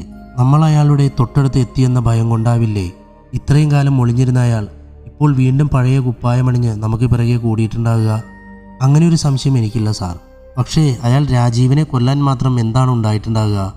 നമുക്കിപ്പോഴും കില്ലർ ആരാണെന്ന് ഒരു ഐഡിയയും ഇല്ല. ഈ കേസിൽ ഒരു പുരോഗതിയും ഉണ്ടായിട്ടില്ല. പിന്നെന്തിന് കില്ലർ പേടിക്കണം? അയാൾക്ക് രാജീവിനെ കൊന്നിട്ട് എന്താണ് ലാഭം? ഒന്ന് നിർത്തിയിട്ട് റഹീം തുടർന്നു. ഇത്രയും കാലം പുറത്തു വരാതിരുന്ന അതിബുദ്ധിമാനായ ക്രിമിനൽ കില്ലർ പെട്ടെന്ന് ഒരു ആവേശത്തിൻ്റെ പുറത്തു വന്ന് ഇങ്ങനെയൊരു വിഡ്ഢിത്തം ചെയ്യാൻ നിൽക്കോ സാറേ? ഉണ്ണി റഹീമിനോട് ജീപ്പ് സ്റ്റാർട്ട് ചെയ്യാൻ ആവശ്യപ്പെട്ടു. ജീപ്പ് കുറച്ചു ദൂരം ഓടിക്കഴിഞ്ഞപ്പോൾ തൻ്റെ പോക്കറ്റിൽ നിന്നും ഒരു സിഗരറ്റ് എടുത്ത് ചുണ്ടിൽ വെച്ച് കത്തിച്ച് ഉണ്ണി റഹീമിനെ നോക്കി. റഹീമേ, കില്ലർ അങ്ങനെ ഒരു ആവേശത്തിൻ്റെ പുറത്ത് വന്ന രാജീവിനെ കൊന്നുപോയതാണെന്ന് ഞാനും വിശ്വസിക്കുന്നില്ല. അയാൾ എന്തോ ഭയക്കുന്നുണ്ട്. ഒന്ന് നിർത്തിയിട്ട് ഉണ്ണി തുടർന്നു. ഇത്രയും കാലം ഈ കേസ് അന്വേഷിച്ച ഒരു ഉദ്യോഗസ്ഥനും കൊല്ലപ്പെട്ടിട്ടില്ല. എന്തിന് ഒരു പോറൽ പോലും ആരിൽ നിന്നും ഏറ്റിട്ടില്ല. അപ്പോൾ നമ്മളെ മാത്രം കില്ലർ ഫോളോ ചെയ്യുന്നത് എന്തിനാണ്? നമ്മുടെ രാജീവിനെ കൊന്നത് എന്തിനാണ്? ഉത്തരം ഒന്നേ ഉള്ളൂ റഹീമേ, കില്ലറെ നമ്മൾ നല്ല ഒന്നാന്തരം മണിച്ചിത്രത്താഴിട്ട് പൂട്ടുമെന്ന് അയാൾ തിരിച്ചറിഞ്ഞിരിക്കുന്നു. അയാളുടെ അടുത്തിര ഒരുപക്ഷെ ഞാനോ നീയോ ആവാം. അതിന് സാർ നമ്മളിപ്പോഴും തുടങ്ങിയെടുത്ത് തന്നെ നിൽക്കാല്ലേ? പ്രതിയെക്കുറിച്ചൊരു സൂചന പോലും നമുക്കില്ല. ഈ കേസ് ഇനി എങ്ങനെ മുന്നോട്ട് കൊണ്ടുപോകുമെന്ന് പോലും നമുക്കറിയില്ല. പിന്നെ എങ്ങനെ സാർ? ഉണ്ണി റഹീമിൻ്റെ കണ്ണിലേക്ക് നോക്കി. നമ്മളിപ്പോൾ പോകുന്ന അതേ വഴിയിലൂടെ തന്നെ ഈ കേസുമായി മുന്നോട്ട് പോകും. ഒന്ന് നിർത്തിയിട്ട് ഉണ്ണി തുടർന്നു. നമ്മൾ പോകുന്ന വഴി ശരിയായതാണെങ്കിൽ കില്ലർ ഇനിയും നമ്മളെ തേടി വരും. ഉണ്ണി തൻ്റെ കയ്യിൽ കിട്ടിയ രേഖകൾ വെച്ച് കേസന്വേഷണം തുടർന്നു. പക്ഷേ ആ രേഖകളും വെച്ച് ഒരടി പോലും മുന്നോട്ട് പോകാൻ ഉണ്ണിക്കായില്ല. കേസന്വേഷണത്തിൽ പുരോഗതിയില്ലാത്തതിനാൽ ഉണ്ണിക്കുമേൽ മേലുദ്യോഗസ്ഥരുടെ സമ്മർദ്ദം കൂടി വന്നു. കേസന്വേഷണത്തിലുണ്ടായിരുന്ന പോലീസുകാരൻ കൊല്ലപ്പെട്ടത് മാധ്യമങ്ങളിൽ വൻ ചർച്ചയായി. അന്വേഷണം തുടങ്ങിയിട്ട് മാസങ്ങളായിട്ടും കില്ലറെ പിടിക്കാൻ പറ്റിയില്ല എന്ന് മാത്രമല്ല, കൂടെ ഉണ്ടായിരുന്ന പോലീസുകാരനെ കൊലയ്ക്കും കൊടുത്തു എന്ന് പറഞ്ഞ് ഉണ്ണിക്കെതിരെ സോഷ്യൽ മീഡിയയിൽ പരിഹാസങ്ങൾ ഉയർന്നു. ഇതൊന്നും ഉണ്ണിക്ക് പറ്റിയ പണിയല്ല എന്ന രാഷ്ട്രീയ പ്രമുഖർ ചാനലുകളിൽ വന്നിരുന്ന് പരിഹസിച്ചു. ഉണ്ണിയെ ജോലിയിൽ നിന്നും പിരിച്ചുവിടണമെന്ന് ചിലർ വാദിച്ചു. ഉണ്ണിക്കെതിരെയുള്ള വിമർശനങ്ങൾക്കെല്ലാം പിറകിൽ ഉണ്ണി കാരണം മന്ത്രിസ്ഥാനം നഷ്ടപ്പെട്ട അബ്കാരി മുതലാളിയായിരുന്നു. അയാൾ മീഡിയ വഴിയും തൻ്റെ സ്വാധീനം ഉപയോഗിച്ച് ഡിപ്പാർട്ട്മെൻറ്റ് വഴിയും ഉണ്ണിയെ ആവോളം തളർത്തി നാണം കെടുത്തി. ഇതിനിടയിൽ ഉണ്ണിയെ മേലുദ്യോഗസ്ഥൻ തൻ്റെ ഓഫീസിലേക്ക് വിളിപ്പിച്ചു. ഉണ്ണി, തന്നെ കൊണ്ട് പറ്റില്ലെങ്കിൽ പറ. ഡിപ്പാർട്ട്മെൻറ്റിൽ വേറെ ആൺകുട്ടികളുണ്ട്. വെറുതെ പോലീസുകാരുടെ വില കളയാനായിട്ട് ഓരോന്ന് യൂണിഫോം ഇട്ടുകൊണ്ട് ഇറങ്ങിക്കോളും. ഉണ്ണി ഒന്നും മിണ്ടിയില്ല. മിസ്റ്റർ, ഇങ്ങനെ നാണമില്ലാതെ തലയും താഴ്ത്തി നിൽക്കാതെ വ്യക്തമായി എന്തെങ്കിലും ഉത്തരം താടോ. ഒന്ന് നിർത്തിയിട്ട് അയാൾ ഉണ്ണിയെ പുച്ഛത്തോടെ നോക്കി. തനിക്ക് ഒരാഴ്ച കൂടി സമയം തരും. അതിനുള്ളിൽ പ്രതിയെ പിടിച്ചില്ലെങ്കിൽ പിന്നെ തൻ്റെ തലയിൽ തൊപ്പി കാണില്ല. മന്ത്രിപുത്രന്മാരുടെ കയ്യിൽ നിന്നും മയക്കുമരുന്ന് പിടിച്ചെടുക്കാനും അത് തെളിയിക്കാനുമെല്ലാം വല്ലാത്ത ആവേശമായിരുന്നല്ലോ തനിക്ക്. ഈ കേസിൻ്റെ കാര്യം വന്നപ്പോൾ ആ ആവേശമൊന്നും കാണുന്നില്ലല്ലോ. എന്തേ, ആവേശമൊക്കെ ചോർന്നു പോയോ? ഉണ്ണി തൻ്റെ തൊപ്പിയൊരു ടേബിളിൽ വെച്ചു. സാറിപ്പോൾ സംസാരിക്കുന്നത് ആർക്ക് വേണ്ടിയാണെന്ന് മനസ്സിലാക്കാനുള്ള സാമാന്യ ബുദ്ധിയൊക്കെ എനിക്കുണ്ട്. ഈ കേസ് തെളിയിക്കേണ്ടത് ഏവരേക്കാളും എൻ്റെ അത്യാവശ്യമാണ്. പിന്നെ തൻ്റെ മന്ത്രിസ്ഥാനം പോയതിൻ്റെ പേരിൽ എന്നോട് റിവഞ്ച് ചെയ്യാൻ സാറിനെ പോലെയുള്ള ആളുകളെ കൂട്ടുപിടിച്ച് എന്നെ അങ്ങ് പേടിപ്പിച്ച് ഇല്ലാണ്ടാക്കാമെന്നാണ് മുൻമന്ത്രി കരുതുന്നതെങ്കിൽ ഈ തൊപ്പി പോയാൽ എനിക്ക് എൻ്റെ കയ്യിലെ രോമമാണ്. ഇതും പറഞ്ഞ് ടേബിളിൻ്റെ മുകളിൽ നിന്നും തൊപ്പിയെടുത്ത് തലയിൽ വെച്ച് സാറിനെ നോക്കി സല്യൂട്ട് അടിച്ച് ഉണ്ണി ഓഫീസിൽ നിന്നും ഇറങ്ങാനൊരുങ്ങി. പെട്ടെന്ന് നിന്നിട്ട് അവൻ തിരിഞ്ഞ് സാറിനെ നോക്കി. ഒരാഴ്ചയ്ക്കുള്ളിൽ ഞാൻ പ്രതിയെ പിടിച്ചില്ലെങ്കിൽ ഈ തൊപ്പി പിന്നെ ഞാൻ തലയിൽ വയ്ക്കില്ല സാർ. ഉണ്ണി പുറത്ത് നിർത്തിയിട്ടിരിക്കുന്ന തൻ്റെ ജീപ്പിൽ കയറി സ്റ്റേഷനിലേക്ക് കുതിച്ചു. സ്റ്റേഷനിലെത്തിയ ഉണ്ണി റഹീമിനെയും കൂട്ടി ഹൈവേ ലക്ഷ്യമാക്കി കുതിച്ചു. സമയം രാത്രി 8 കഴിഞ്ഞിരുന്നു. ഉണ്ണി റഹീമിനെ നോക്കി. റഹീമേ, കുറച്ച് ദിവസമായി ഈ കേസുമായി ബന്ധപ്പെട്ട് എന്തൊക്കെയോ ഒരു സൂചന എൻ്റെ മനസ്സിൽ കിടന്ന് ഇങ്ങനെ കളിക്കുന്നുണ്ട്. റഹീം ആശ്ചര്യത്തോടെ ഉണ്ണിയെ നോക്കി. എന്താണ് സാർ? റഹീമേ, കുറച്ച് ദിവസമായി നമുക്ക് ചുറ്റും വല്ല മാറ്റവും അനുഭവപ്പെടുന്നുണ്ടോ? സാറ് പറയുന്നത് എനിക്ക് മനസ്സിലാവുന്നില്ല, ഒന്ന് തെളിയിച്ച് പറ സാറേ. ഉണ്ണി റഹീമിനെ നോക്കി. ഈ കേസിന് തുമ്പുണ്ടാക്കാൻ വേണ്ടി നമ്മൾ 3 പേരും 3 വഴിക്ക് സഞ്ചരിച്ച് പണ്ട് ഈ കേസ് അന്വേഷിച്ച ഉദ്യോഗസ്ഥരെയും ഈ കേസിൻ്റെ ഭാഗമായ ആളുകളെയും തേടിപ്പിടിച്ച് കണ്ടെത്തി വിവരങ്ങൾ ശേഖരിക്കാൻ തുടങ്ങിയ അന്നു മുതൽ ആരോ ഫോളോ ചെയ്യുന്നതായി നമുക്ക് 3 പേർക്കും അനുഭവപ്പെട്ടിട്ടുണ്ട്. പക്ഷേ രാജീവ് കൊല്ലപ്പെട്ടതിന് ശേഷം പിന്നെ നമ്മൾക്കങ്ങനെ തോന്നിയിട്ടില്ല. റഹീം ഉണ്ണിയെ നോക്കി. സത്യമാണ് സാർ, എനിക്കും ഇതേ കാര്യം തോന്നിയിട്ടുണ്ട്. ഞാൻ ഈ കാര്യം സാറിനോട് പറയാനിരിക്കുകയായിരുന്നു. രാജീവിൻ്റെ മരണത്തിന് ശേഷം ആരും ഫോളോ ചെയ്യുന്ന പോലെ തോന്നിയിട്ടില്ല എന്ന കാര്യം. ഉണ്ണി ജീപ്പിൻ്റെ ബ്രേക്ക് ചവിട്ടി. ഹൈവേയിൽ ആളൊഴിഞ്ഞ ഭാഗത്ത് ജീപ്പ് പാർക്ക് ചെയ്ത് ഉണ്ണി പോക്കറ്റിൽ നിന്നും സിഗരറ്റ് എടുത്ത് ചുണ്ടിൽ വെച്ച് കത്തിച്ച് റഹീമിനെ നോക്കി. അപ്പോൾ ആ കില്ലർക്ക് വേണ്ടിയിരുന്നത് നമ്മളെയല്ല, അയാൾക്ക് വേണ്ടിയിരുന്നത് രാജീവിനെ മാത്രമായിരുന്നു. രാജീവിനെ ആയിരുന്നു കില്ലർ ഫോളോ ചെയ്തിരുന്നത്. എന്തിനു വേണ്ടിയായിരിക്കും സാർ കില്ലർ രാജീവിനെ കൊന്നത്? ഉണ്ണി റഹീമിനെ നോക്കി. രാജീവ് മരിക്കാൻ നേരത്ത് ഞാൻ അവനോട് ആരാണ് കൊലയാളി എന്ന് ചോദിച്ചപ്പോൾ എൻ്റെ മടിയിൽ കിടന്ന് പറഞ്ഞത് സാറിൻ്റെ ആ എന്നാണ്. രാജീവ് അറിയുന്ന ആളാണ് കില്ലറെന്ന് ഇതിൽ നിന്നും വ്യക്തമാണ്. രാജീവിനെ മാത്രമല്ല, കില്ലർ എന്നെയും അറിയാം. സാറിൻ്റെ ആ എന്ന് പറയുമ്പോൾ സാറിൻ്റെ അച്ഛൻ? അങ്ങനെ എന്തെങ്കിലും ആയിരിക്കുമോ രാജീവ് പറയാൻ ശ്രമിച്ചത്? ഉണ്ണി റഹീമിനെ നോക്കി. അച്ഛനൊന്നുമല്ലടോ വില്ലൻ. ഈ കഥയിലെ യഥാർത്ഥ വില്ലൻ സുന്ദരനും വിദ്യാഭ്യാസ സമ്പന്നനുമായ ഒരു വൃദ്ധനാണ് ഡോക്ടർ സൈക്കോ. ഇത് കേട്ട് റഹീമിന് അത്ഭുതമായി. അത് സാറിന് എങ്ങനെ മനസ്സിലായി? ഉണ്ണി പുഞ്ചിരിച്ചു. നമ്മളന്ന് മൂന്നായി തിരിഞ്ഞ് ഈ കേസുമായി സഹകരിച്ച പഴയ ഉദ്യോഗസ്ഥരെയും മറ്റും തേടി പിടിച്ചു പോയപ്പോൾ ഞാൻ രാജീവിന് കൊടുത്ത ഡ്യൂട്ടി ഒന്ന് പഴയ ന്യൂസ് പേപ്പറിലെ ഈ കൊലപാതകം സംബന്ധിച്ച വാർത്തകൾ ശേഖരിക്കാനും മറ്റൊന്നൊരാളെ നേരിൽ കണ്ട് ചില കാര്യങ്ങൾ ചോദിക്കാനുമായിരുന്നു. ഒന്ന് നിർത്തിയിട്ട് ഉണ്ണി തുടർന്നു. രാജീവ് എന്ന അയാളുടെ വീട്ടിൽ വെച്ച് എന്തോ ഒന്ന് കണ്ടിട്ടുണ്ട്. താൻ കണ്ടത് എന്താണെന്നൊരു പക്ഷേ രാജീവിന് പോലും മനസ്സിലായിട്ടുണ്ടാവില്ല. അതുകൊണ്ടായിരിക്കാം അവൻ നമ്മളോടൊന്നും പറയാതിരുന്നത്. പക്ഷേ അതിബുദ്ധിമാനായ സൈക്കോ ഡോക്ടർ എന്നെങ്കിലും ഒരിക്കൽ രാജീവ് അത് തിരിച്ചറിഞ്ഞാൽ പിന്നെ ഇത്രയും കാലം താൻ ഉണ്ടാക്കി വെച്ച കള്ളക്കഥകളുടെ ചീട്ടുകൊട്ടാരം പൊളിഞ്ഞ് താഴെ വീഴുമെന്ന് മനസ്സിലാക്കിയത് കൊണ്ടാണ് രാജീവിനെ ഇല്ലാതാക്കിയത്.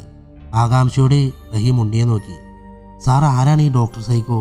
നമ്മുടെ രാജീവ് എന്തായിരിക്കും അയാളുടെ വീട്ടിൽ വെച്ച് കണ്ടത്? ഇതിനുള്ള ഉത്തരങ്ങൾ തേടിയാണ് റഹീമെ ഇനിയുള്ള നമ്മുടെ യാത്ര. ഒന്ന് നിർത്തിയിട്ട് ഉണ്ണി തുടർന്നു. നമ്മുടെ ഇനിയുള്ള യാത്ര സൈക്കോ ഡോക്ടർക്ക് പിറകെയാണെന്ന് അയാൾ അറിഞ്ഞാൽ തീർച്ചയായും അയാൾ നമ്മളുടെ തൊട്ടുപുറകിലെത്തും, രാജീവിനെ ഇല്ലാതാക്കിയതുപോലെ നമ്മളെയും ഇല്ലാതാക്കാൻ. പക്ഷെ അയാൾ ചിന്തിച്ച് തുടങ്ങുന്നതിന് മുന്നേ നമുക്ക് അയാളെ അനങ്ങാൻ പോലും പറ്റാത്ത വിധത്തിൽ അടിമുടി പൂട്ടണം. ഇതും പറഞ്ഞ് ഉണ്ണി ജീപ്പിനെ ലക്ഷ്യം വെച്ച് നടന്നു. ജീപ്പിന്റെ അടുത്തെത്തിയ ഉണ്ണി റഹീമിനെ നോക്കി. റഹീമെ, നീ വണ്ടി സ്റ്റേഷനിലേക്ക് എടുക്ക്, നമുക്ക് ചിലതൊക്കെ പ്ലാൻ ചെയ്യാനുണ്ട്. ഉണ്ണി ജീപ്പിൽ കയറിയിരുന്നു. റഹീം ഡ്രൈവിംഗ് സീറ്റിൽ കയറി വണ്ടി സ്റ്റാർട്ട് ചെയ്യാൻ നേരമാണ് രണ്ടുപേരും അത് ശ്രദ്ധിച്ചത്. അന്ന് രാജീവ് കൊല്ലപ്പെട്ടപ്പോൾ കാറിലുണ്ടായിരുന്ന അതേ ഗന്ധം ജീപ്പിനകത്തും അവർക്ക് അനുഭവപ്പെട്ടു. ഉണ്ണി ജീപ്പിൽ നിന്നും ചാടിയിറങ്ങി. റഹീമെ, ആ കില്ലറിപ്പോൾ ഇവിടെ വന്ന് പോയിട്ടുണ്ട്. ഇത്രയും നേരം നമ്മൾ പറഞ്ഞതെല്ലാം അയാൾ കേട്ടിട്ടുണ്ട്.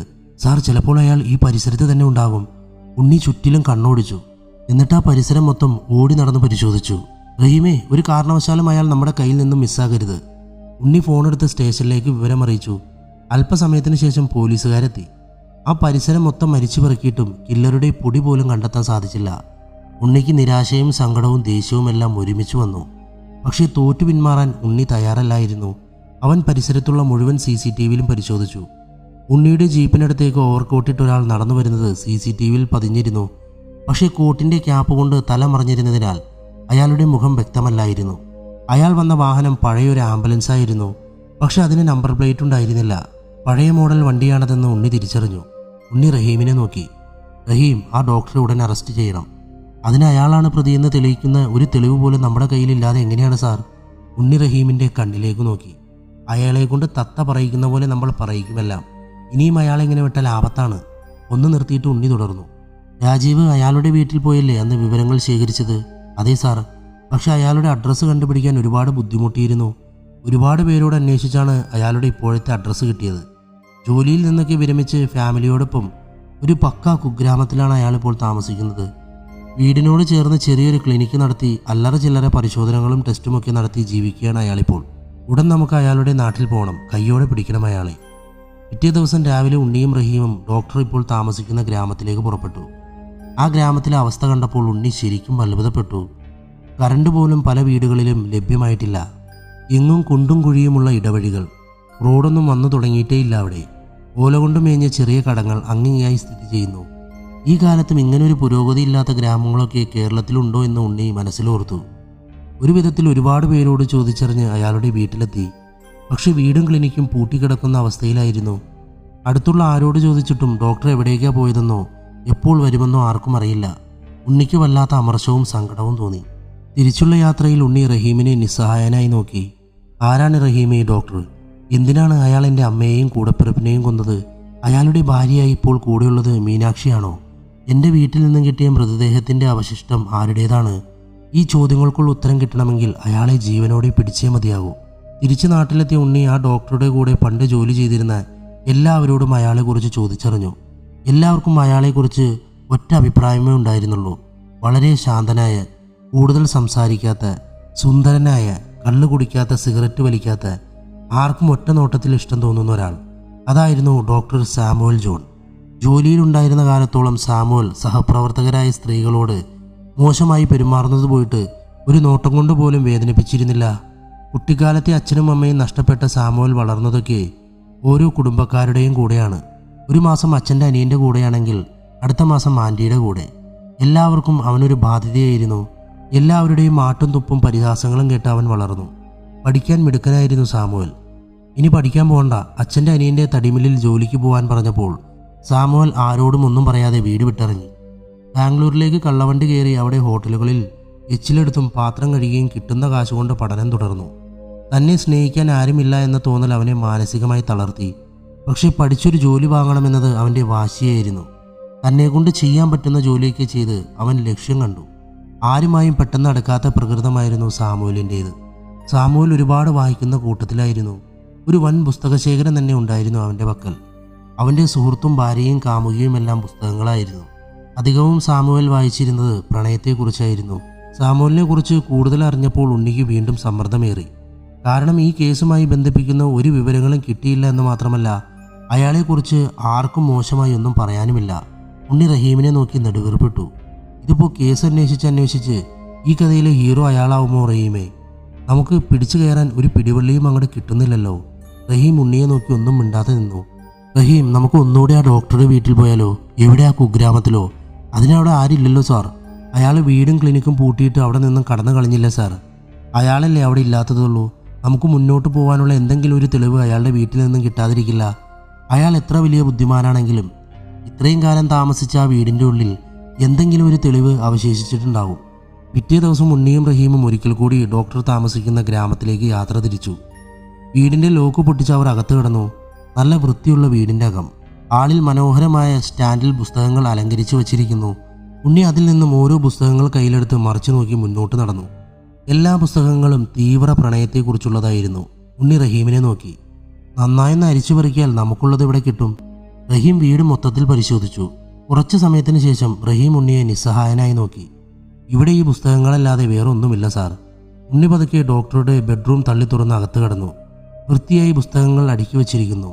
പുസ്തകമല്ലാതെ അവിടെ വേറൊന്നും കാണാത്തോണ്ട് ഉണ്ണി തിരിഞ്ഞ് നടക്കാൻ നേരമാണ് പെട്ടെന്ന് ഒരു പുസ്തകത്തിൻ്റെ സ്റ്റാൻഡ് ശ്രദ്ധിച്ചത്. ആ സ്റ്റാൻഡിൽ 8 പുസ്തകങ്ങളായിരുന്നു ഉണ്ടായിരുന്നത്. വളരെ പഴക്കമുള്ള പുസ്തകങ്ങളാണെങ്കിൽ കൂടി കേടുപാടുകൾ കൂടാതെ സൂക്ഷിച്ചിരുന്നു അതെല്ലാം.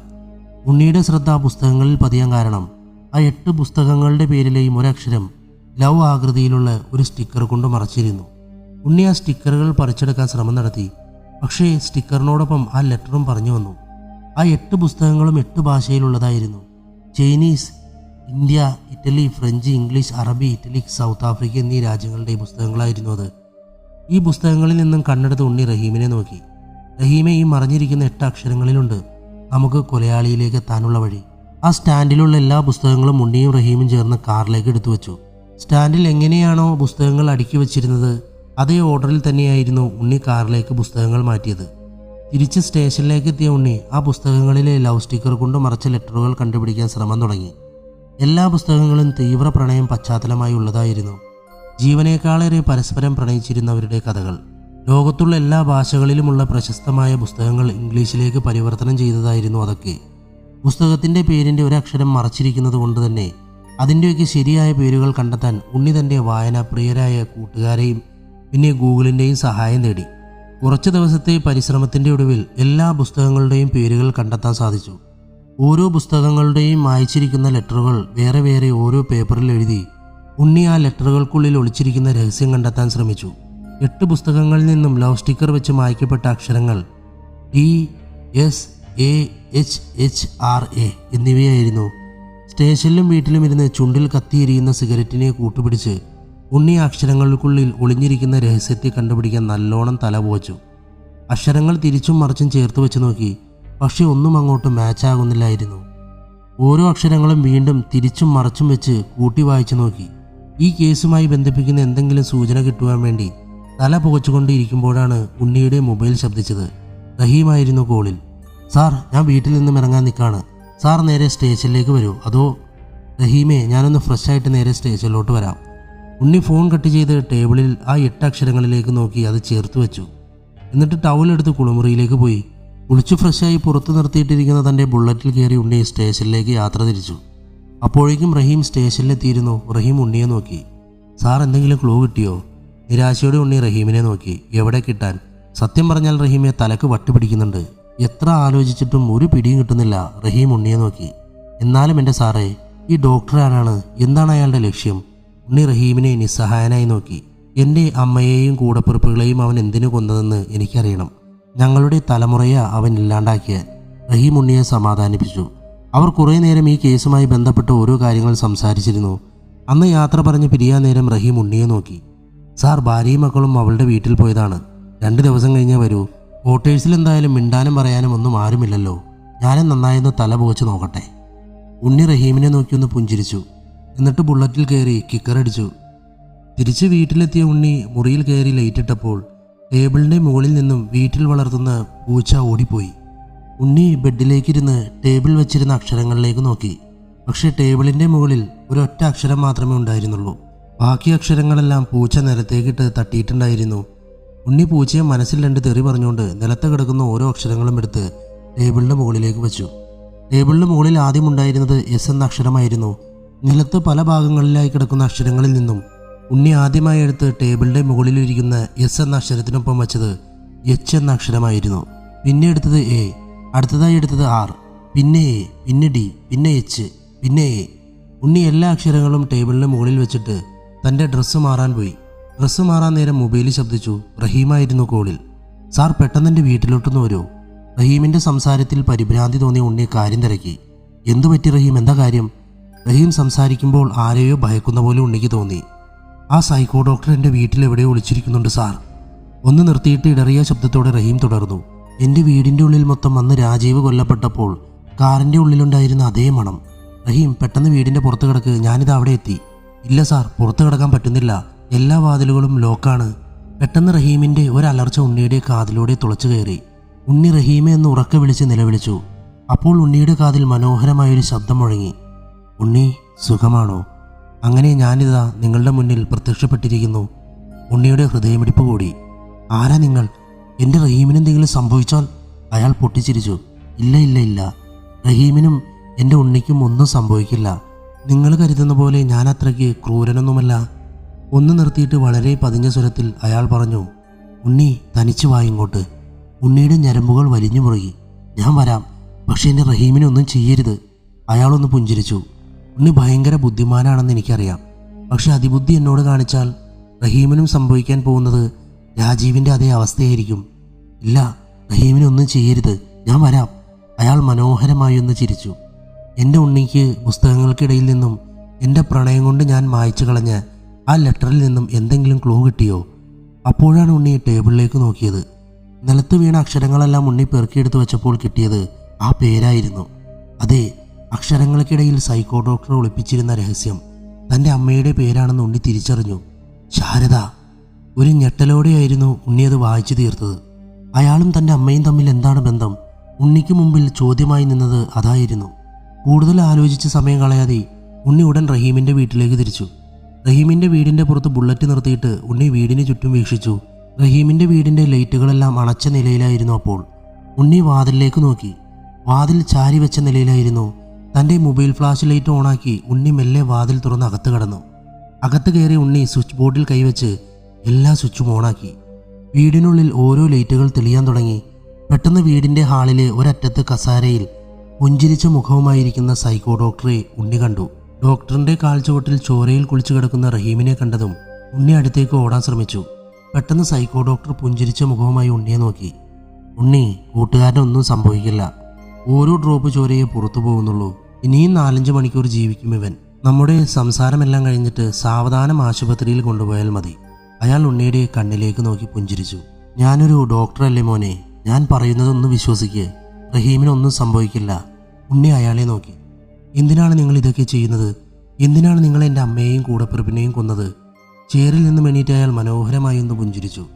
കുറേ കാലമായല്ലോ സിഗരറ്റ് വലിച്ച് ഈ കേസിന് പിറകെ നടക്കുന്നു.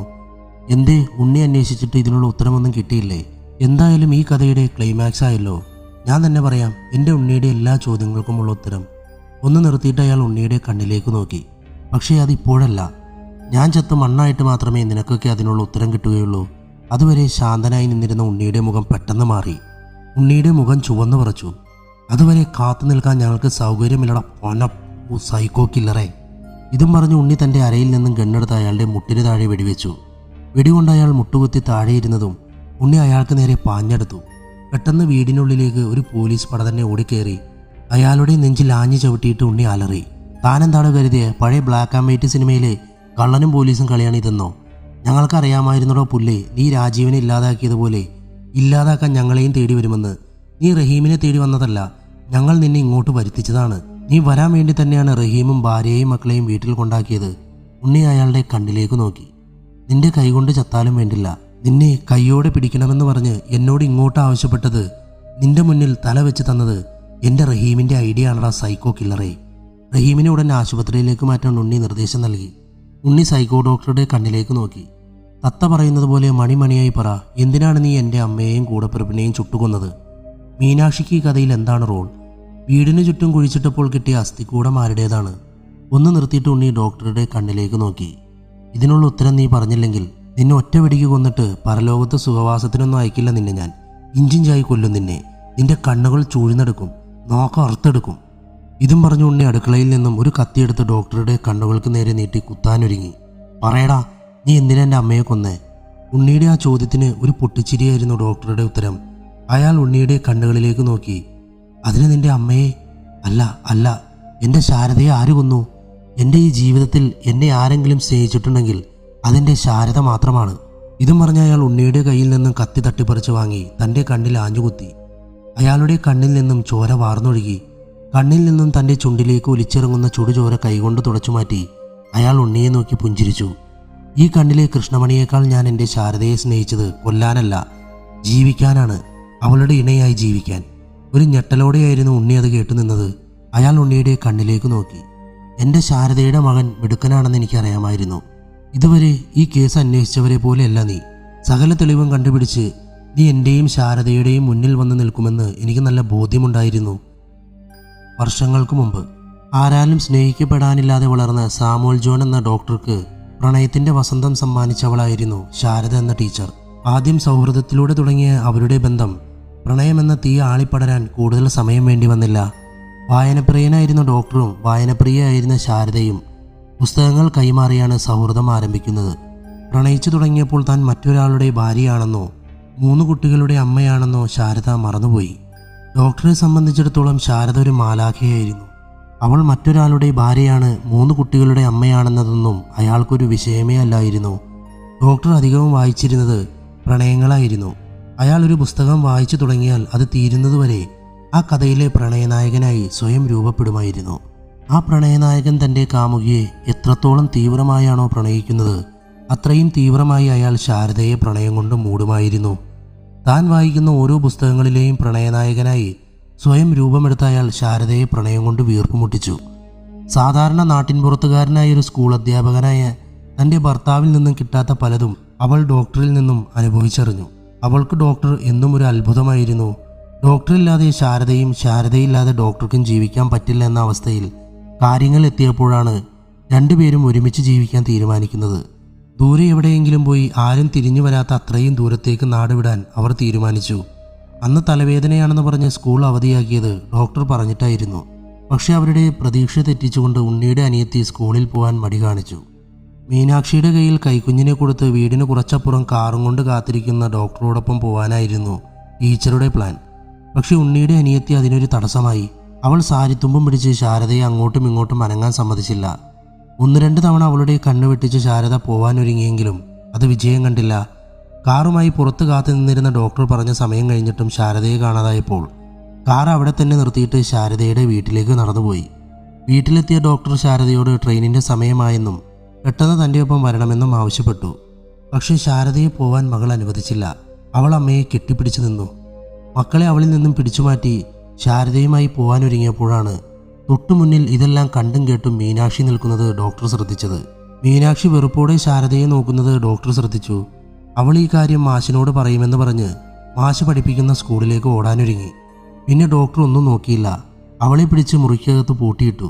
തനിക്കൊരു കാരണവശാലും ശാരദയെ നഷ്ടമാവരുതെന്ന് ഡോക്ടർക്ക് നിർബന്ധമുണ്ടായിരുന്നു. മീനാക്ഷിയെയും കുട്ടികളെയും മുറിയിൽ പൂട്ടിയിട്ട് ശാരദയുമായി പോകാനൊരുങ്ങിയപ്പോഴാണ് ഡോക്ടറിലെ സൈക്കോ ഉണർന്നത്. ശാരദ തൻ്റെ കൂടെ വന്നു കഴിഞ്ഞാൽ ഇന്നല്ലെങ്കിൽ നാളെ തൻ്റെ മക്കളെ കാണണമെന്ന സെൻറ്റിമെൻസ് എങ്ങാനും വന്നാൽ തീർച്ചയായും തനിക്ക് ശാരദയെ നഷ്ടമാവും. പിന്നെ മീനാക്ഷിക്ക് താനാണ് ശാരദയുടെ കാമുകനെന്നും അറിയാം.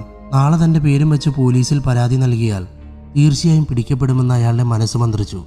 ശാരദയെ ഒരു കാരണവശാലും നഷ്ടപ്പെടുത്താൻ ഡോക്ടർ ഒരുക്കമല്ലായിരുന്നു. അയാളിപ്പോൾ വരാമെന്ന് പറഞ്ഞ് പുറത്തേക്കിറങ്ങി. കുറച്ചു സമയത്തിന് ശേഷം കാറുമായി വീടിൻ്റെ മുറ്റത്ത് വന്നു. അടുത്തൊന്നും വീടുകളില്ലായിരുന്നു. ഇന്നത്തെ പോലെ അല്ലല്ലോ അന്നത്തെ കാലം. കുറച്ചപ്പുറത്തുള്ള വീടുകൾ വരെ കുറ്റിക്കാടുകൾ കൊണ്ട് മറഞ്ഞിരിക്കുന്ന അവസ്ഥയായിരുന്നു.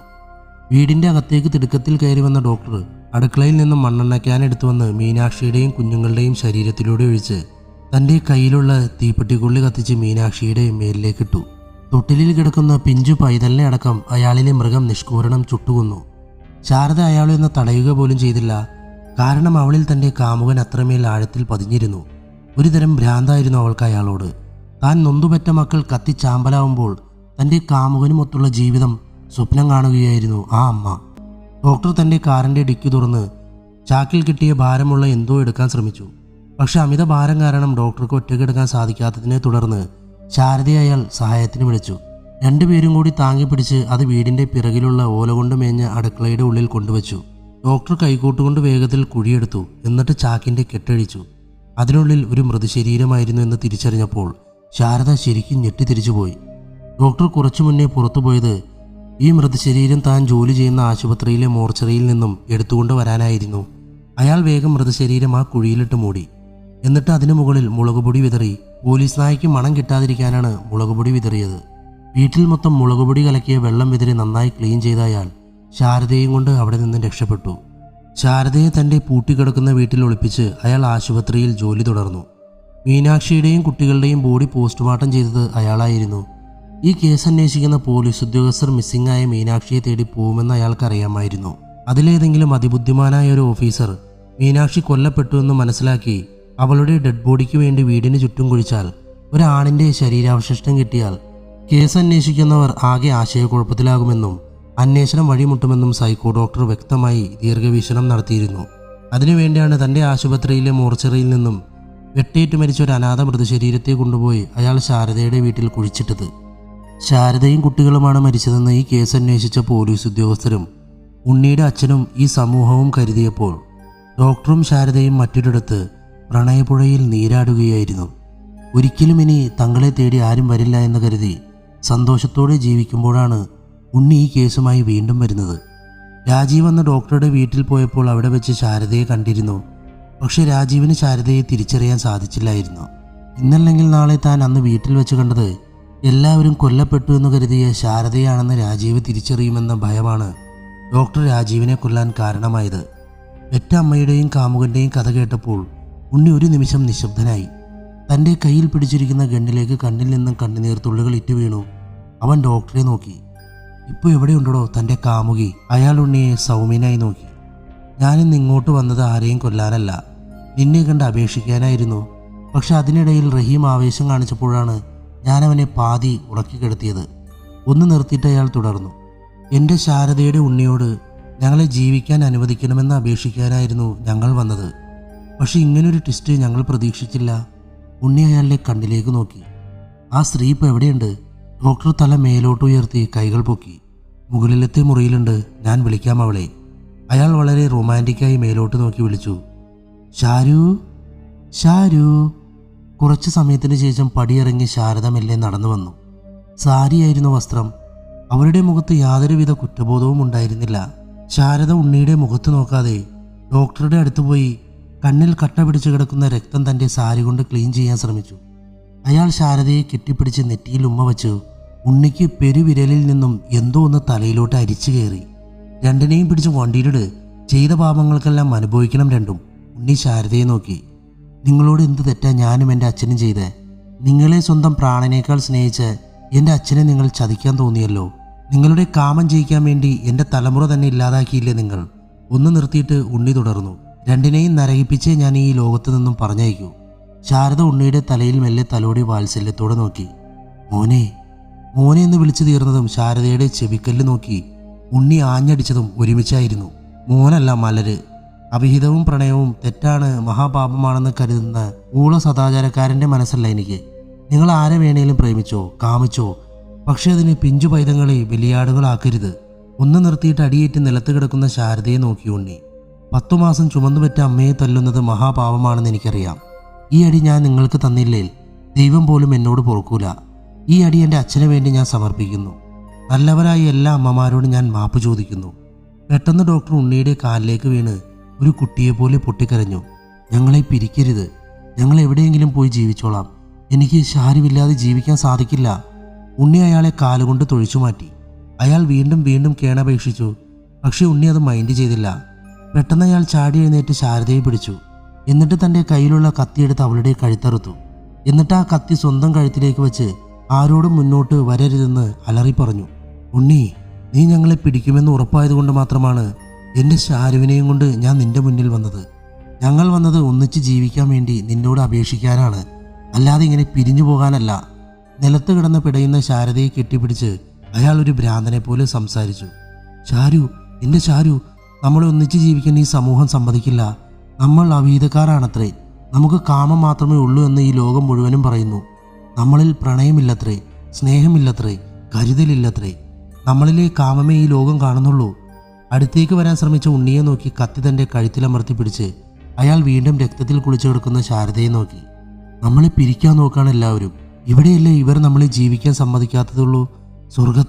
സ്വർഗത്തിൽ നമ്മൾ ഒന്നിച്ച് ജീവിക്കും, റോമിയോയും ജൂലിയറ്റുമായി. അവിടെ നമ്മളെ തടയാനോ പിരിക്കാനോ ആരും വരില്ല. നമുക്ക് ചുറ്റും മാലാഖമാർ നൃത്തമാടും. ശാരു, ഞാനും ഉണ്ട് കൂടെ. ഡോക്ടർ ശാരദയെ നോക്കി ഇത്രയും പറഞ്ഞു തീർന്നതും കത്തികൊണ്ട് തൻ്റെ കഴുത്തറുത്തതും ഒരുമിച്ചായിരുന്നു. അയാൾ ശാരദയുടെ ശരീരത്തിലേക്ക് പതുക്കെ വീണു. രണ്ടുപേരുടെയും രക്തങ്ങളും ഒന്നായി. അവസാന ശ്വാസവും നിലയ്ക്കുന്നത് വരെ അവർ കണ്ണും നോക്കി. ഒടുവിൽ അവർ സ്വർഗത്തിലേക്കാണോ അതോ നരകത്തിലേക്കാണോ ആ യാത്രയെ ആരംഭിച്ചു. വർഷങ്ങൾക്ക് ശേഷം ഉണ്ണിയുടെ വിവാഹം കഴിഞ്ഞു. ഒരു കുട്ടിയുടെ അച്ഛനായി. രാവിലെ എഴുന്നേറ്റ് ചൂട് ചായയും കുടിച്ച് പത്രം വായിക്കുമ്പോഴാണ് ആ വാർത്ത ഉണ്ണിയുടെ ശ്രദ്ധയിൽപ്പെട്ടത്. കാമുകനുമായി ജീവിക്കാൻ സ്വന്തം കുഞ്ഞിനെ കല്ലിലെറിഞ്ഞു വന്ന അമ്മ അറസ്റ്റിൽ. കഥ അവസാനിച്ചിരിക്കുന്നു. എന്താല്ലേ, പെണ്ണാണെങ്കിലും ആണാണെങ്കിലും എവിടെയെങ്കിലും ഒളിച്ചോടി പോകാനാണെങ്കിൽ അങ്ങോട്ട് പോയിക്കൂടെ? ഈ പാവം പിടിച്ച പിഞ്ചും കുഞ്ഞുങ്ങളെ കൊന്നിട്ട് വേണോ ഇവർക്കിങ്ങനെ ഒളിച്ചോടാൻ? നമ്മുടെ സമൂഹത്തിൽ നടക്കുന്ന പല കാര്യങ്ങളും ഈ കഥയിലൂടെ കടന്നുപോയല്ലേ. എന്തായാലും കഥ ഇഷ്ടമായോ എന്നൊന്നും ഞാൻ ചോദിക്കുന്നില്ല. കാരണം ഇങ്ങനെയൊക്കെ സംഭവിക്കാതിരിക്കട്ടെ. നമുക്ക് വീണ്ടും പുതിയ കഥയുമായി വരാം. Thank you so much. Love you all. By.